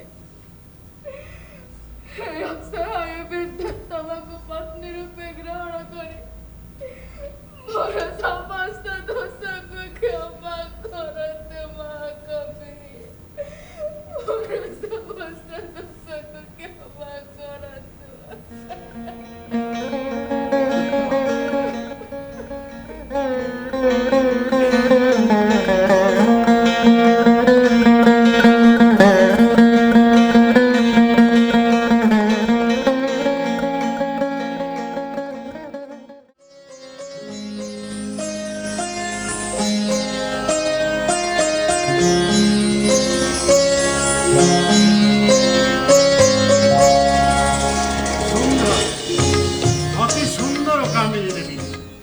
तुम्हें केवल जड़े सुनिपुणा नृत्य शिल्पी नुह तुम्हें जड़े कुशली चित्र शिल्पी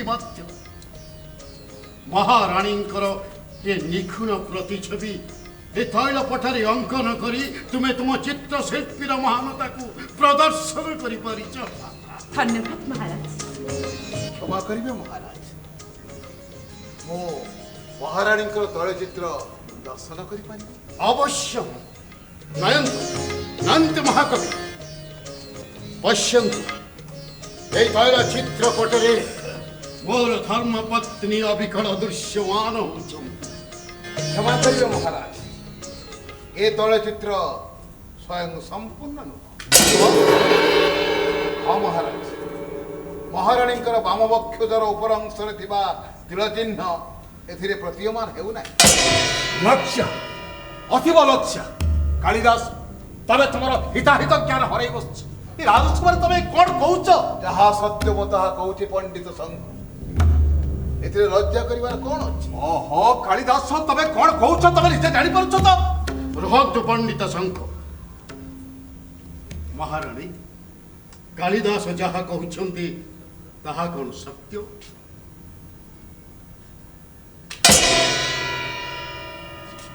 କ୍ଷମା କରିବେ ମହାରାଜ, ଯାହା ଆଜି ପର୍ଯ୍ୟନ୍ତ ଆପଣ ଦର୍ଶନ କରିନାହାନ୍ତି ତାକୁ ଏ କାଳିଦାସ ଦର୍ଶନ କରିବେ କେମିତି? ଏ କାଳିଦାସ ମିଥ୍ୟା କହୁଛନ୍ତି। ନାଇଁ ମହାରାଜ, ଏ କାଳିଦାସ ସତ୍ୟ କହୁଛନ୍ତି। ମହାରାଣୀ, ମହାରାଜ, ଏଥିରୁ ସ୍ପଷ୍ଟ ପ୍ରମାଣିତ ହେଉଛି ଏ କାଳିଦାସ ହେଉଛନ୍ତି ଜଣେ ନଷ୍ଟ ଚରିତ୍ର ବ୍ୟକ୍ତି। ଏ ମହାରାଣୀକୁ କୁଦୃଷ୍ଟିରେ ଦେଖୁଛନ୍ତି। କ୍ଷମା କରିବେ ମହାରାଜ, ମୋର ଦିବ୍ୟ ଦୃଷ୍ଟିକୁ ପଣ୍ଡିତ ସଂଘ କୁଦୃଷ୍ଟିରେ ପରିଣତ କରିବା ପାଇଁ ଅପପ୍ରୟାସ କରୁଛନ୍ତି। କ'ଣ କହିଲ ତମେ? କ'ଣ କହିଲ?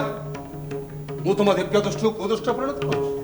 ଆଉ ତମେ ଯୋଉ ମହାରାଜ ତାଙ୍କ ରାଜସଭାରେ ତମକୁ ମୁଖ୍ୟ କବିର ସମ୍ମାନ ଦେଇଛନ୍ତି, ତମେ ତାଙ୍କ ରାଜନୃତ୍ୟ କି କାମିନୀଙ୍କ ଗୃହକୁ ବାରମ୍ବାର ଯାଇ ତାଙ୍କୁ ସମ୍ମାନିତ କରୁଛ। ପଣ୍ଡିତ ଶଙ୍କୁ, ମହାରାଜ, ମୁଁ ଯଦି ମିଥ୍ୟା କହୁଥାଏ ତାହେଲେ କାମିନୀ ଦେବୀ ଯୋଉ ଉପସ୍ଥିତ ଆପଣ ପ୍ରଶ୍ନ କରନ୍ତୁ, ପ୍ରତିଟି ରାତ୍ରି କାଳିଦାସ ତାଙ୍କ ଘରେ ଯାପନ କରୁଛନ୍ତି କି ନା? ପଣ୍ଡିତ ଶଙ୍କୁ, ଆପଣ ଏସବୁ କ'ଣ କହୁଛନ୍ତି? ଯାହା ସତ୍ୟ ତାହା ମୁଁ କହୁଛି କାମିନୀ ଦେବୀ। ପଣ୍ଡିତ ଶଙ୍କୁ, କାମିନୀ ଦେବୀ, ଆପଣ କୁହନ୍ତୁ ପଣ୍ଡିତ କାଳିଦାସ, ଆପଣ କାମିନୀ ଦେବୀଙ୍କ ଗୃହ କ୍ଷମା କରିବେ ମହାରାଜ। ମୁଁ ପ୍ରତିଟି ରାତ୍ରି କାମିନୀ ଦେବୀଙ୍କ ଗୃହକୁ ଯାଉଛି ସତ, ହେଲେ ମହାରାଜ କାମିନୀ ଦେବୀ, ହଁ ମହାରାଜ, ସେ ପ୍ରତିଟି ରାତ୍ରିରେ ମୋ ଗୃହକୁ ଆସନ୍ତି। ହେଲେ ମହାରାଜ, ଶବ୍ଦ ହୁଅ।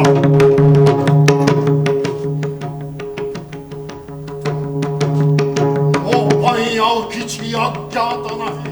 ମହାରାଜ କ୍ଷମା କରିବେ, ଏଥିରେ ମହାରାଣୀ ଆଉ କାମିନୀ ଦେବୀଙ୍କର କିଛି ଦୋଷ ନାହିଁ।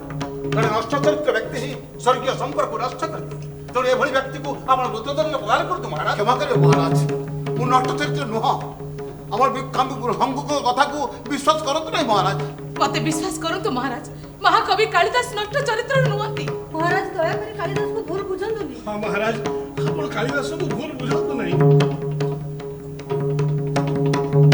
ଓ ରାଜା ବିକ୍ରମାଦିତ୍ୟ, ସତ୍ୟ ନ୍ୟାୟ ନିଷ୍ଠା ଓ ତ୍ୟାଗ ଉପରେ ମୋର ଶାସନ ପର୍ଯ୍ୟବେସିତ। ମୋ ରାଜସଭାରେ ଜଣେ ଚରିତ୍ରହୀନ ମଣିଷର ସ୍ଥାନ ନାହିଁ। ଏଣୁ କାଳିଦାସଙ୍କୁ ଏ ଉଜ୍ଜୟିନୀ ରାଜ୍ୟରୁ ଆଜୀବନ ନିର୍ବାଚିତ କରାଗଲା।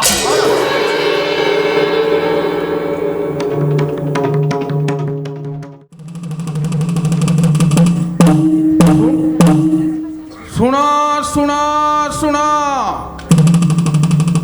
ମହାରାଜାଙ୍କ ଆଦେଶ, ଚରିତ୍ରହୀନ କାଳିଦାସଙ୍କୁ ଆଜୀବନ ଉଜ୍ଜୟିନୀରୁ ନିର୍ବାସିତ କରାଯାଇଛି। ଏଣୁ ତାଙ୍କୁ କେହି ଗୃହରେ ସ୍ଥାନ ଦେବେ ନାହିଁ। ସେପରି କଲେ ଆଶ୍ରୟଦାତାଙ୍କୁ ମୃତ୍ୟୁଦଣ୍ଡ ଦିଆଯିବ। ଶୁଣ ଶୁଣ ଶୁଣ, ମୋତେ ବିଶ୍ୱାସ କର ବିଦ୍ୟତବା, ମୁଁ ଚରିତ୍ରହୀନ ନୁହଁ। ଶଙ୍କୁ ମିଥ୍ୟା କହୁଛନ୍ତି। ବିଦ୍ୟତବା, ଚାଲ ଆମେ ଏ ରାଜ୍ୟ ଛାଡ଼ି ଅନ୍ୟତ୍ର ଚାଲିଯିବା। ନାଇଁ ମହାକବି, ମୁଁ ଆପଣଙ୍କ ସହିତ କୁଆଡେ ଯିବିନି। ବିଦ୍ୟତବା, ଲୋକଙ୍କର କଥାକୁ ନ ଶୁଣି ପ୍ରଥମରୁ ମୁଁ ଆପଣଙ୍କୁ ବିଶ୍ୱାସ କରୁଥିଲି, କିନ୍ତୁ ଆଜି ମୋ ମନରେ ସନ୍ଦେହ ଦୃଢ଼ୀଭୂତ ହେଇଛି।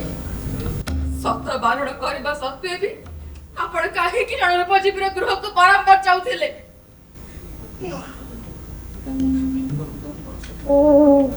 ମୋର ସକଳ ପ୍ରୟାସ ନିଷ୍ଫଳ ହେଇଛି ମହାକବି, ମୋର ସକଳ ପ୍ରୟାସ ନିଷ୍ଫଳ ହେଇଛି।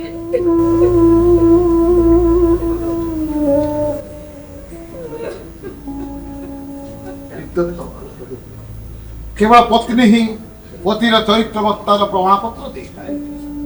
ଯଦି ମୋତେ ସନ୍ଦେହ କରିବ କିଏ ମୋତେ ଚରିତ୍ର ନାଇଁ ମହାକବି, ଆପଣ ପ୍ରକୃତରେ ଜଣେ ଚରିତ୍ରହୀନ। ଚାଲି ଯାଆନ୍ତୁ ଆପଣ। ମୋ ଜୀବନ ଥିବା ଯାଏ ମୁଁ ଆପଣଙ୍କର ମୁଖ ଦର୍ଶନ କରିବାକୁ ଚାହେଁ ନା।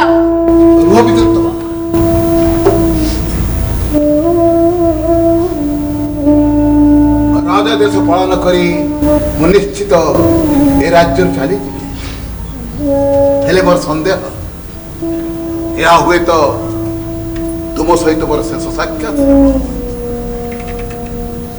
तुम्हें तुम संदेह को नहीं रही था विद्युत्तमा मोर विश्वास को नहीं चली जाऊँ हेले विदुषी विद्युत्तमा दिन आसब तुम्हें निश्चय हृदयंगम कर तुमरे महाकवि चरित्रहीन नुहति मु जोटी थी जमिति थी जीवन सारा मु तुमको स्नेह करुथि सुखरे था शांति रे था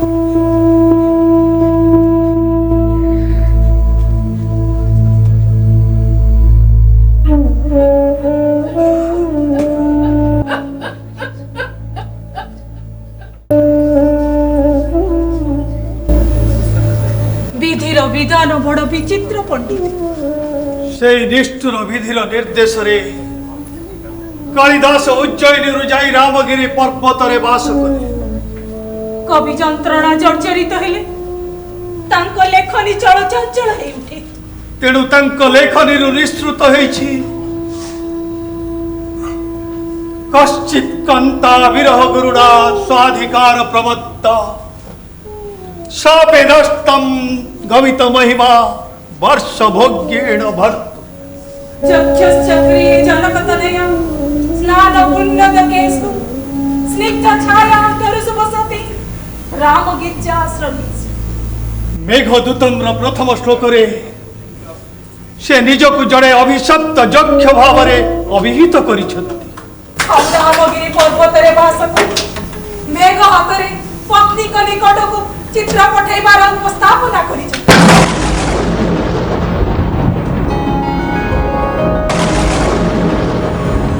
तां जानी था परिमित कथा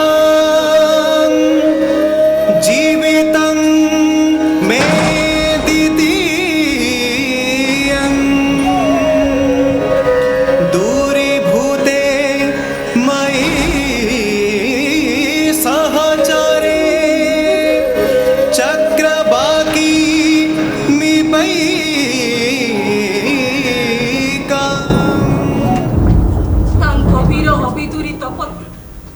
अत्यंत मर्मस्पर्श केवल विरह विदुरित पत्र नुहे ललिते मेघदूतम माध्यम आकुमारी हिमालयर भौगोलिक अवस्थिति को सुचारू रूपे वर्णना करी से निज दिव्य द्रष्टार परिचय देइछन्ति गाढोत्कण्ठं गुरुसु दिवसे स्वेषु गच्छश्चो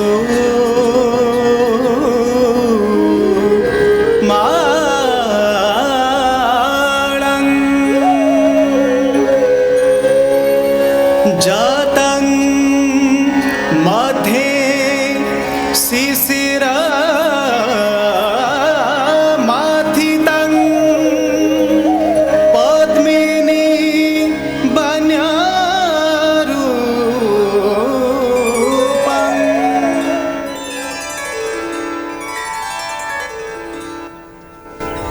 भाण महाशय कृपया वदतु हे सुंदर श्लोकर रचयिता किए जनश्रुति कहे माँ यह होची कालिदास विरचित उत्तर मेघदूतम एक अनन्य श्लोक कालिदास हाँ माँ कालिदास श्लोक रचना करछन्ति हाँ रे माँ निर्वासित दंडरे दंडित होई मेघ को दूत करी से तांकर मन कथा को तांकर प्राण प्रिय पाख पठेछ तां जानी था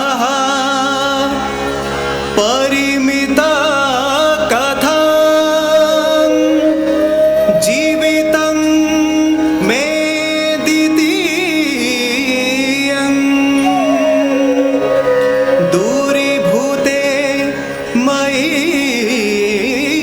सहचरे चक्रबाकी बहु दूर रे थिबा वीरहिणी मो धर्म पत्नी ଚାତକିନି ପ୍ରାୟ ମୋ ଫେରିବା ପଥକୁ ଚାହିଁ ବସିଥିଲି।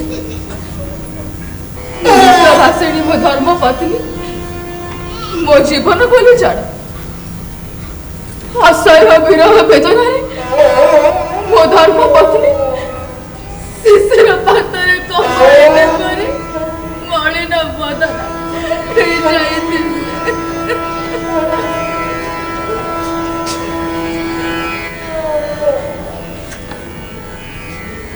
ମହାକବି କାଳିଦାସ ଏତେ ଦୂରରେ ଥାଇ ମୋ ମାନସିକ ଅବସ୍ଥାକୁ ଜାଣିଲେ କେମିତି? ତମେ ପିତାଶ୍ରୀ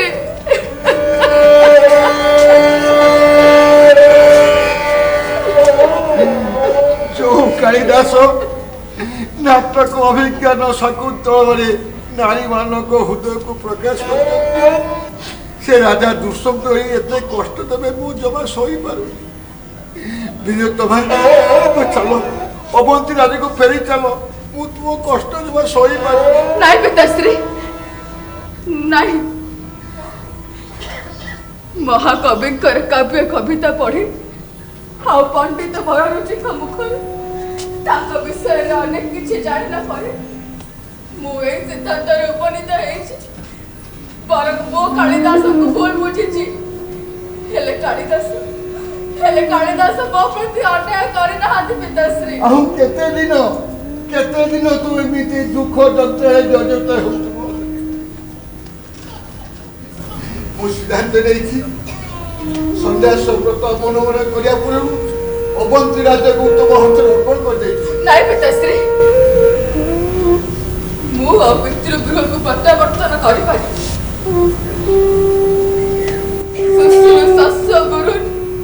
गुरु प्रिय सखी वृत्तिं सपत्नी जने भर्तु विप्रकृतापि ओषणतया मास्म प्रतिपङ्गमः। विद्युत्तमे मो पति कालिदास अभिज्ञान शाकुन्तलमरे कहिचंती पति गृहरे गुरुजन मानकु सेवा करिबा सपत्नी मानकु सखी भावरे विचार करिबा स्वामी क्रोधित हेले ताकु प्रतिक्रिया न देबा हेउची जड़े पतिव्रत नारीर धर्म। विद्युत है पिताश्री मु जड़े पतिव्रत नारी होई मो स्वामी के प्रति अन्याय करिछि मते मते ही मो भूल रे प्रायश्चित करबा को पड़ी। तापरे महाराजा विक्रमादित्य मते निज भगिनी सम स्नेह करूचंती मु ताको कहबी मो स्वामी चरित्रहीन नुहंती। पिताश्री मोर विश्वास सत्य संध्या राजा विक्रमादित्य कालिदास को मत निश्चय फेरे देबे। आपण मो पे व्यस्त होतनी पिताश्री। तो व्यक्तिगत इच्छा ने मु बाधा देबी नि विद्युतमा जदि केबे तुमे असुविधार सम्मुखीन हो ताले अबंती राजा को आसीबा को कुंठावत करिवनी मु आस पिताश्री आपण एठी चली जिबे। दुईटा गृह पिता जल स्पर्श करे ना तापरे मु छद्मवासी उज्जयिनी के प्रवेश करछि मते एठू संगे संगे चली जा पड़िबो मु आसुछि। पिताश्री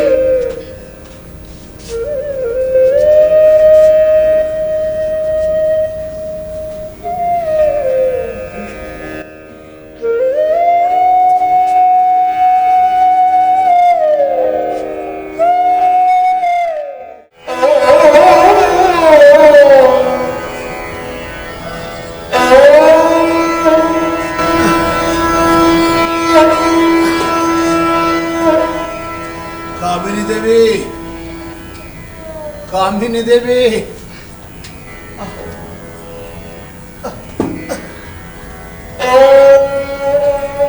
कामिनी देवी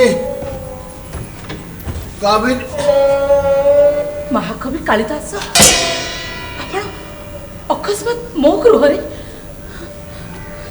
विरह विधुरित कालिदास निज धर्मपत्नी को साक्षात करने रामगिरी उज्जयिनी को चली आसी कामिनी देवी दयाकोरी मो धर्मपत्नी सहित तुम साक्षात कर कामिनी देवी। नाई महाकवि यह असंभव राजा देश अवज्ञार अर्थ मृत्यु दंड मृत्यु मृत्यु को मु अपेक्षा करी बसी कामिनी देवी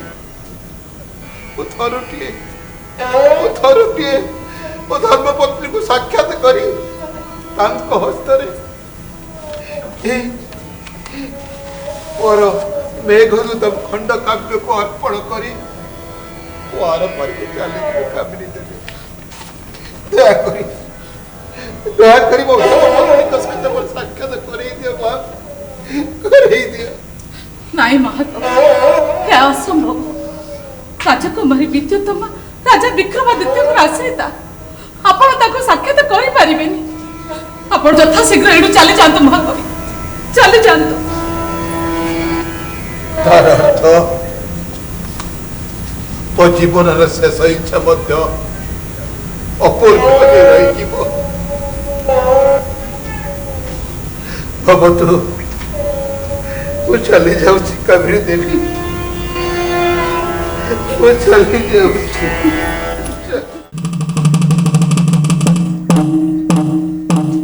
सुना सुना सुना महाराज विक्रमादित्यंक आदेश महाकवि कालिदासंक अर्धलिखित श्लोकर पाद पूरण जी करि परिबो तांकर मनवांछा महाराज पूरण करिवे।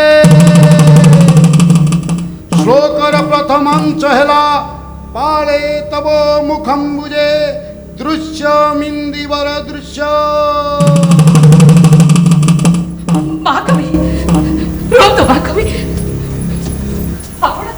आपण का पत्नी के सहित साक्षात करि परिबे आपण ए श्लोकर पदांश पूर्ण कर दियंतु आपण तो निर्वासन दंड प्रत्याहार करबा पे मो राजा को अनुरोध करि मोर विश्वास सत्य संध राजा विक्रमादित्य तब सक्त वाक्य केबे भी होई जिबे आपण श्लोकर पद पूर्ण कर दियंतु महाकवि श्लोकर पद पूर्ण कर पत्नी को साक्षात करवा पाई मो निश्चित श्लोकर पद पूर्ण करी कामिनी देवी हेले ता पूर्व तुमको मोर गोटे प्रश्न हाँ तुम्हें कह मो प्रतिटी रात्रि रे तुम गृह को कहीं आसुले आपण को खंडकाव्य ऋतु संहार नृत्य अभिनय देखिबा पाई हेले वर्तमान से प्रश्न करी कामिनी देवी सत कह तुम सहित कौन मोर कौन सी शारीरिक संपर्क थिला नाई महाकवि आपण तो पूर्णमी चंद्र परी संपूर्ण निर्गुण सात मଣିଷ ମାନେ से चंद्र रे कलंक लगे ताहले विक्रमादित्य दिव्य द्रष्टा होई और मते चिन्हि पारबती काहे की चिन्हि केमिति महाकवि जेते बळे राजा हे चाटो काल को गहन रहबा को भलो पाइ जेते बळे से न्याय करते किछि भी देखि परिबे हेले आपण जमा चिंता करंतुनी महाकवि आपण ए खंड काव्य मेघदूतम को मते दियंतु मो या भाण माने को मुखर सब किछि सुनुछि या को नै मु प्रमाण करि देबि जे आपण जणे दिव्य द्रष्टा आपण से मेघदूतम को मते दियंतु महाकवि भलो धर्मपत्नी को मेघदूतम देख दबो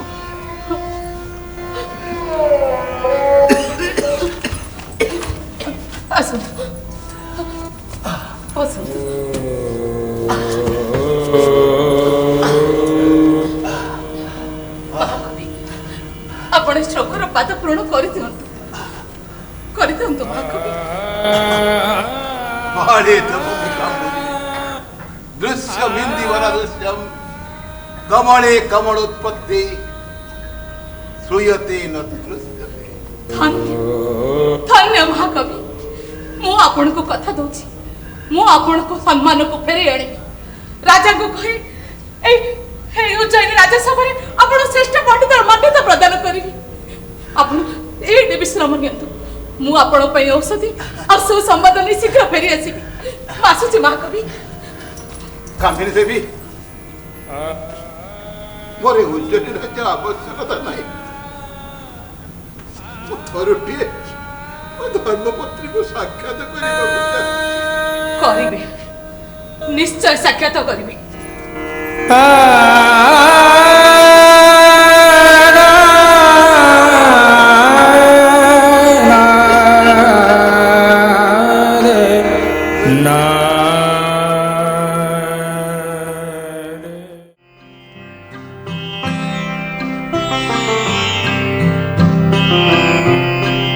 पाले तब मुखम्बुजे दृश्य बिंदी बर दृश्य कमले कमलोत्पत्ति श्रूयते न तो दृश्य धन्य धन्य तमे कामिनी देवी तुम्हें पंडित मानकर मेलरे रही तुमर पांडित्यर परिप्रकाश घटी मृत कालिदासंक असंपूर्ण श्लोकर द्वितीय पाद पूरण करिथिबारु तुम प्रति मोर सम्मान वृद्धि पाइछे कामिनी देवी समीप को आस कामिनी देवी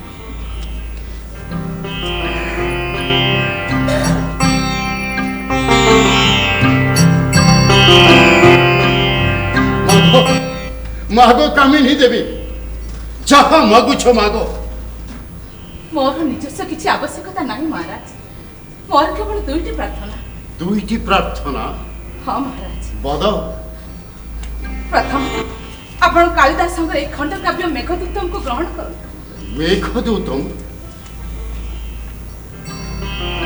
महाराज मोर द्वितीय प्रार्थना रुहतु कामिनी देवी पंडित शंखो अपराध मार्जना करिबे महाराज आपण कामिनी देवी को पुरस्कार देवा पूर्व प्रकृत ए श्लोकर पादपूरण किए करछंती ताको प्रश्न करंतु पंडित शंखो आपण दया करी नीरव रुहतु महाराज मोर द्वितीय प्रार्थना नहीं महाराज प्रकृत ए श्लोकर पादपूरण कामिनी देवी करना स्वयं कालिदास ही करछन कालिदास कालिदास कोन जीवित खाली जीवित नुह महाराज से कामिनी देवी को आश्रित कामिनी देवी तमे राजा देश को अवज्ञा करी कालिदास को गृह रे आश्रय दैछ खाली आश्रय देथि महाराज ताको से पुनः कथा दैछंती उज्जैन राजसभा रे सभा पंडित करिबा पई कामिनी देवी सत्य कह कालिदास तम गृह को प्रवेश करछंती कामिनी देवी महाराज तमे मो सहित विश्वासघातकता करी परिल के परी नहीं महाराज मु आपण को संगर विश्वासघातकता करी अतीत रे कालिदास तकर खंड काव्य ऋतु संहार नृत्य अभिनय देखिया पई मो गृह को आसते ताका संगर मोर कोनोसी को संपर्क नाही आज हे खंड काव्य मेघदूतम को मते दबा पई मो गृह को आछंती आपण ए मेघदूतम को पाठ करतो महाराज आपण जानि परिबे से जाने सचरित्र व्यक्ति मिथ्या संपूर्ण मिथ्या महाराज समिति हेथिले कालिदास निज पत्रिका गृह को आस्पर थाते हेले कामिनी देवी को शास्त्र मते स्पष्ट कहिछ कालिदास सहित कामिनी देवी शारीरिक संपर्क रही कामिनी देवी प्रेम अंध ही राजदास अपमानना करी कालिदास कामिनी गृह रे अवस्थान करछन महाराज तेणु से भली व्यक्ति को आपण मृत्युदंड प्रदान कर नहीं महाराज मते आपण मृत्युदंड दियो खले कालिदास प्रति अविचार करंतुनी नहीं महाराज कालिदास होचंते उज्जैन कलंक तेणु ताको मृत्युदंड प्रदान कर नहीं महाराज आपण को अनुरोध करछि महाराज आपण मते मृत्युदंड दे दियंतु खले कालिदास को रक्षा करंतु महाराज आपण को अनुरोध करछि कामिनी देवी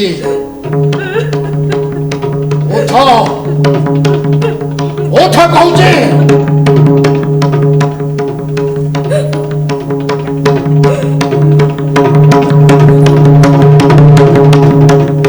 थरा थरा ये छुरी का এই ছুরি কারে তুমি স্বহস্তরে কালিদাস को हत्या करिबो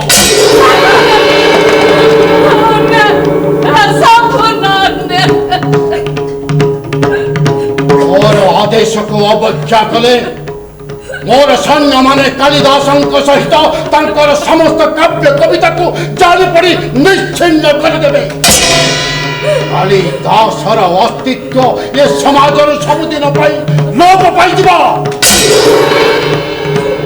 उठा उठाओ ए छुरी का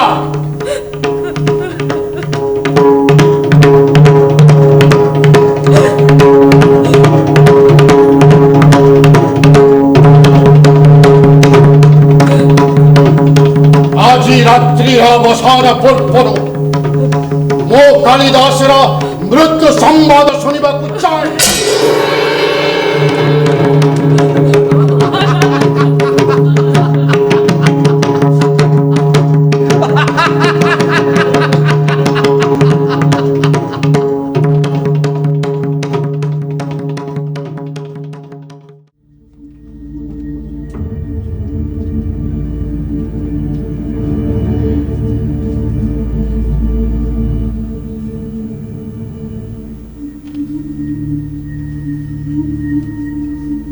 ମୋ ସତ୍ୟ ସନ୍ଧ ରାଜା ବିକ୍ରମାଦିତ୍ୟ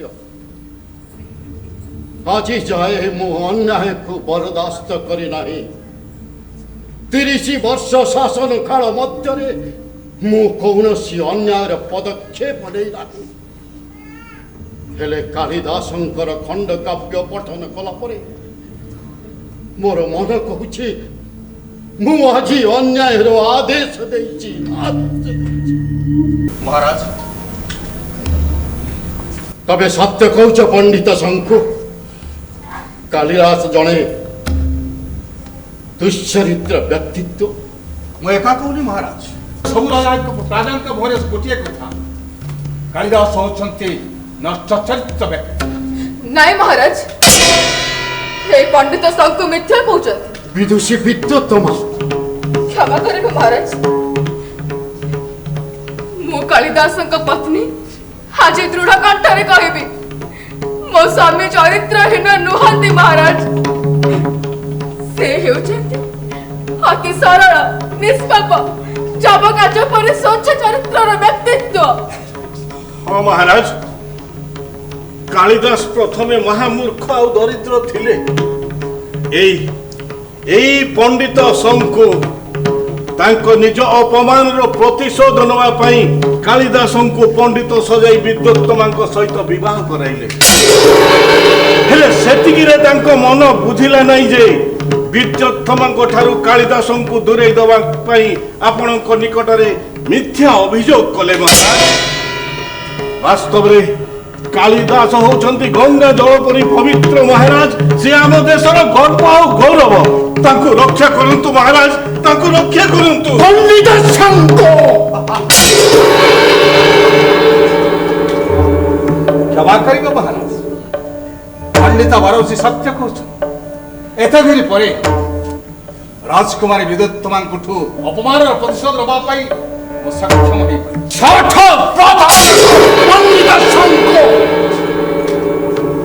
ତୁମ ଚକ୍ରାନ୍ତରେ ବିଭ୍ରାନ୍ତ ହୋଇ ମୁଁ ଆଜି ବଡ଼ ଅନ୍ୟାୟ କରିଛି। ରକ୍ଷେ ଶଙ୍କୁକୁ ବନ୍ଦୀ କରି ଆଜି ସନ୍ଧ୍ୟା ପୂର୍ବରୁ ଶୁଳିରେ ବସେଇ ଦିଅ। ମହାରାଜ, ମୋ ସ୍ୱାମୀଙ୍କୁ ମତେ ଫେରେଇ ଦିଅନ୍ତୁ ମହାରାଜ, ମୋ ସ୍ୱାମୀଙ୍କୁ ମତେ ଫେରେଇ ଦିଅନ୍ତୁ।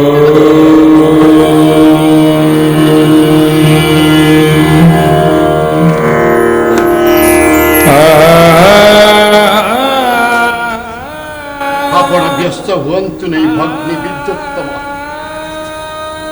ଆସନ୍ତୁ ଆମେ କାମିନୀଙ୍କ ଗୃହକୁ ଯିବା। ସେଠାରେ ଆପଣଙ୍କ ହସ୍ତରେ ମୁଁ କାଳିଦାସଙ୍କୁ ଅର୍ପଣ କରି ଆପଣ ଦୁହିଁଙ୍କ ଠାରେ ମୁଁ କ୍ଷମା ପ୍ରାର୍ଥନା କରିବି। ଆସନ୍ତୁ ଭଗିନୀ ବିଦ୍ୱତ୍ତମା, ଆସନ୍ତୁ।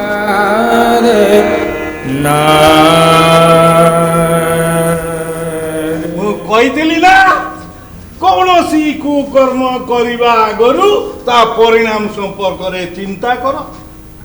କଲନି? ମତେ ଭାଙ୍ଗ ଖୁଆଇ ସବୁ ଅପକର୍ମ କରିଛ। ଏବେ ଶୁଳିରେ ବସ।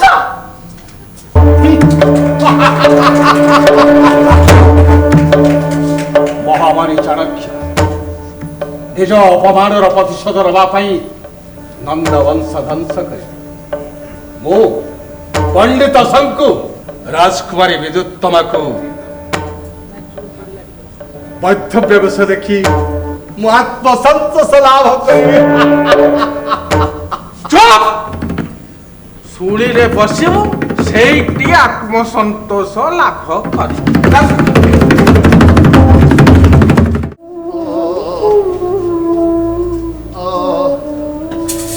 କରୁଣେ ସକଳ ବିନ୍ଦୁ বিভ্রতে শুভ্রকান্তে কুচভরণ বেতাঙ্গের সন্নি সন্ন্যাসিত বজে নিজ কর কমলদ্য লেখনে পুস্তকস্য সকল সিদ্ধে वाचु भागदेवती वाचु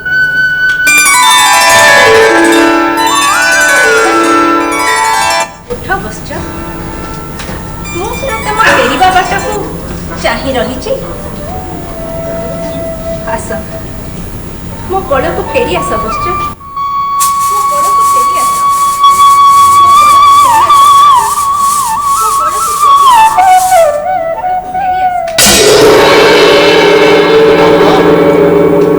माता माता माता सरस्वती माता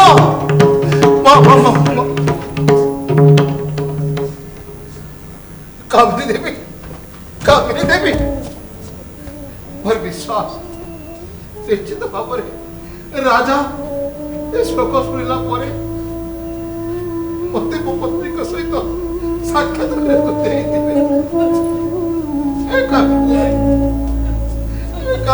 कहीं कामिनी देवी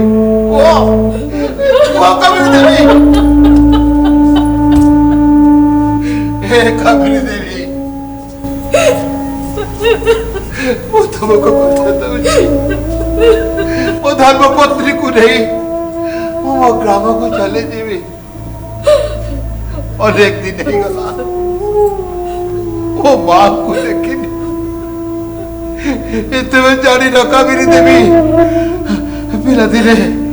पिलादिने मते ज्वर आक्रांत हेले मो मां को कोल रे मुंड थापित हो जाए और ज्वर आपे आपे भल हो जाए ए कामिनी देवी मुझे जंत्रणा सही पारुनी कामिनी देवी मुझे जंत्रणा सही पारुनी जंत्रणा सही पारुनी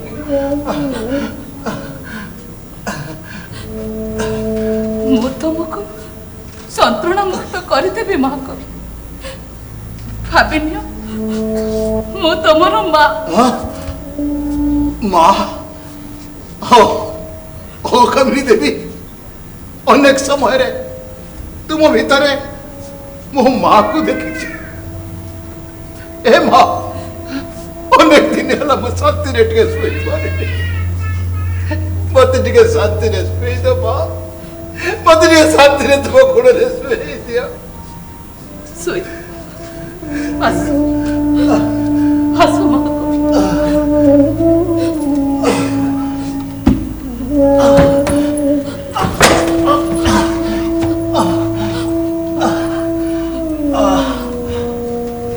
माता विश्व जंत्रणा माता सोई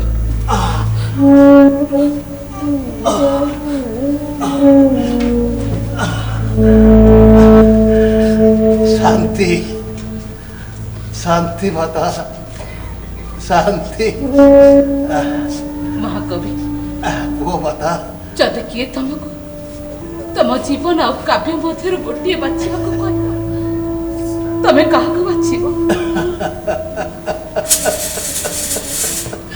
माता ए जीवन नश्वर हेरे काव्य कविता कवि को अमरत्व प्रदान करे माता अमरत्व प्रदान करे मो तुमको अमरत्व प्रदान करुची महाकवि अमरत्व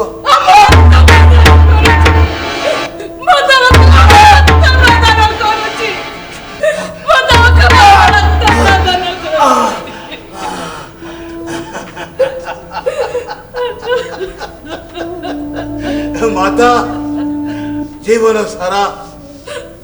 सारा दुख जंत्रणा रे छटपट हेले अजीर जंत्रणा मते जो आनंद दौची से आनंद मु आगुरु केबे पाई नथली माता क्रूर तस्मिन् नपिना सहते संगमाना कृतांत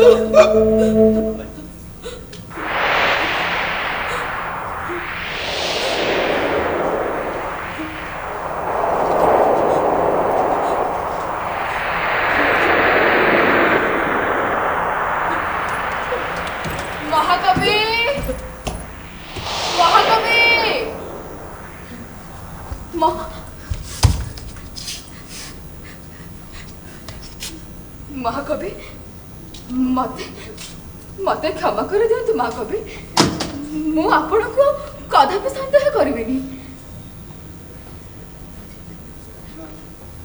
महाकवि महाकवि महाराज मो महाकवि मो सहित कथा हो नांती कामिनी देवी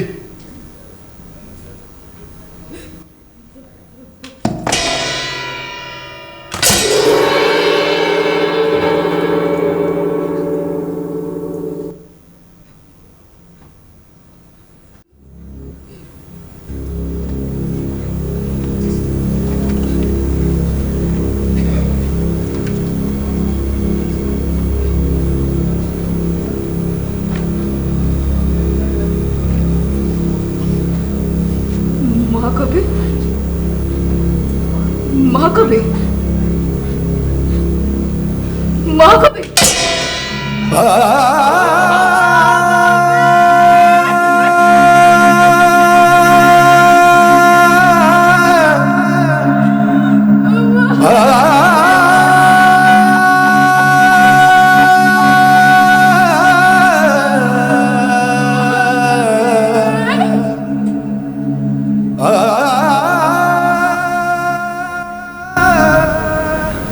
हत्याकारिणी गणिका मो नष्ट चरित्र कालिदास नुह मु अभिशप्त जखिणी मु अभिशप्त यक्ष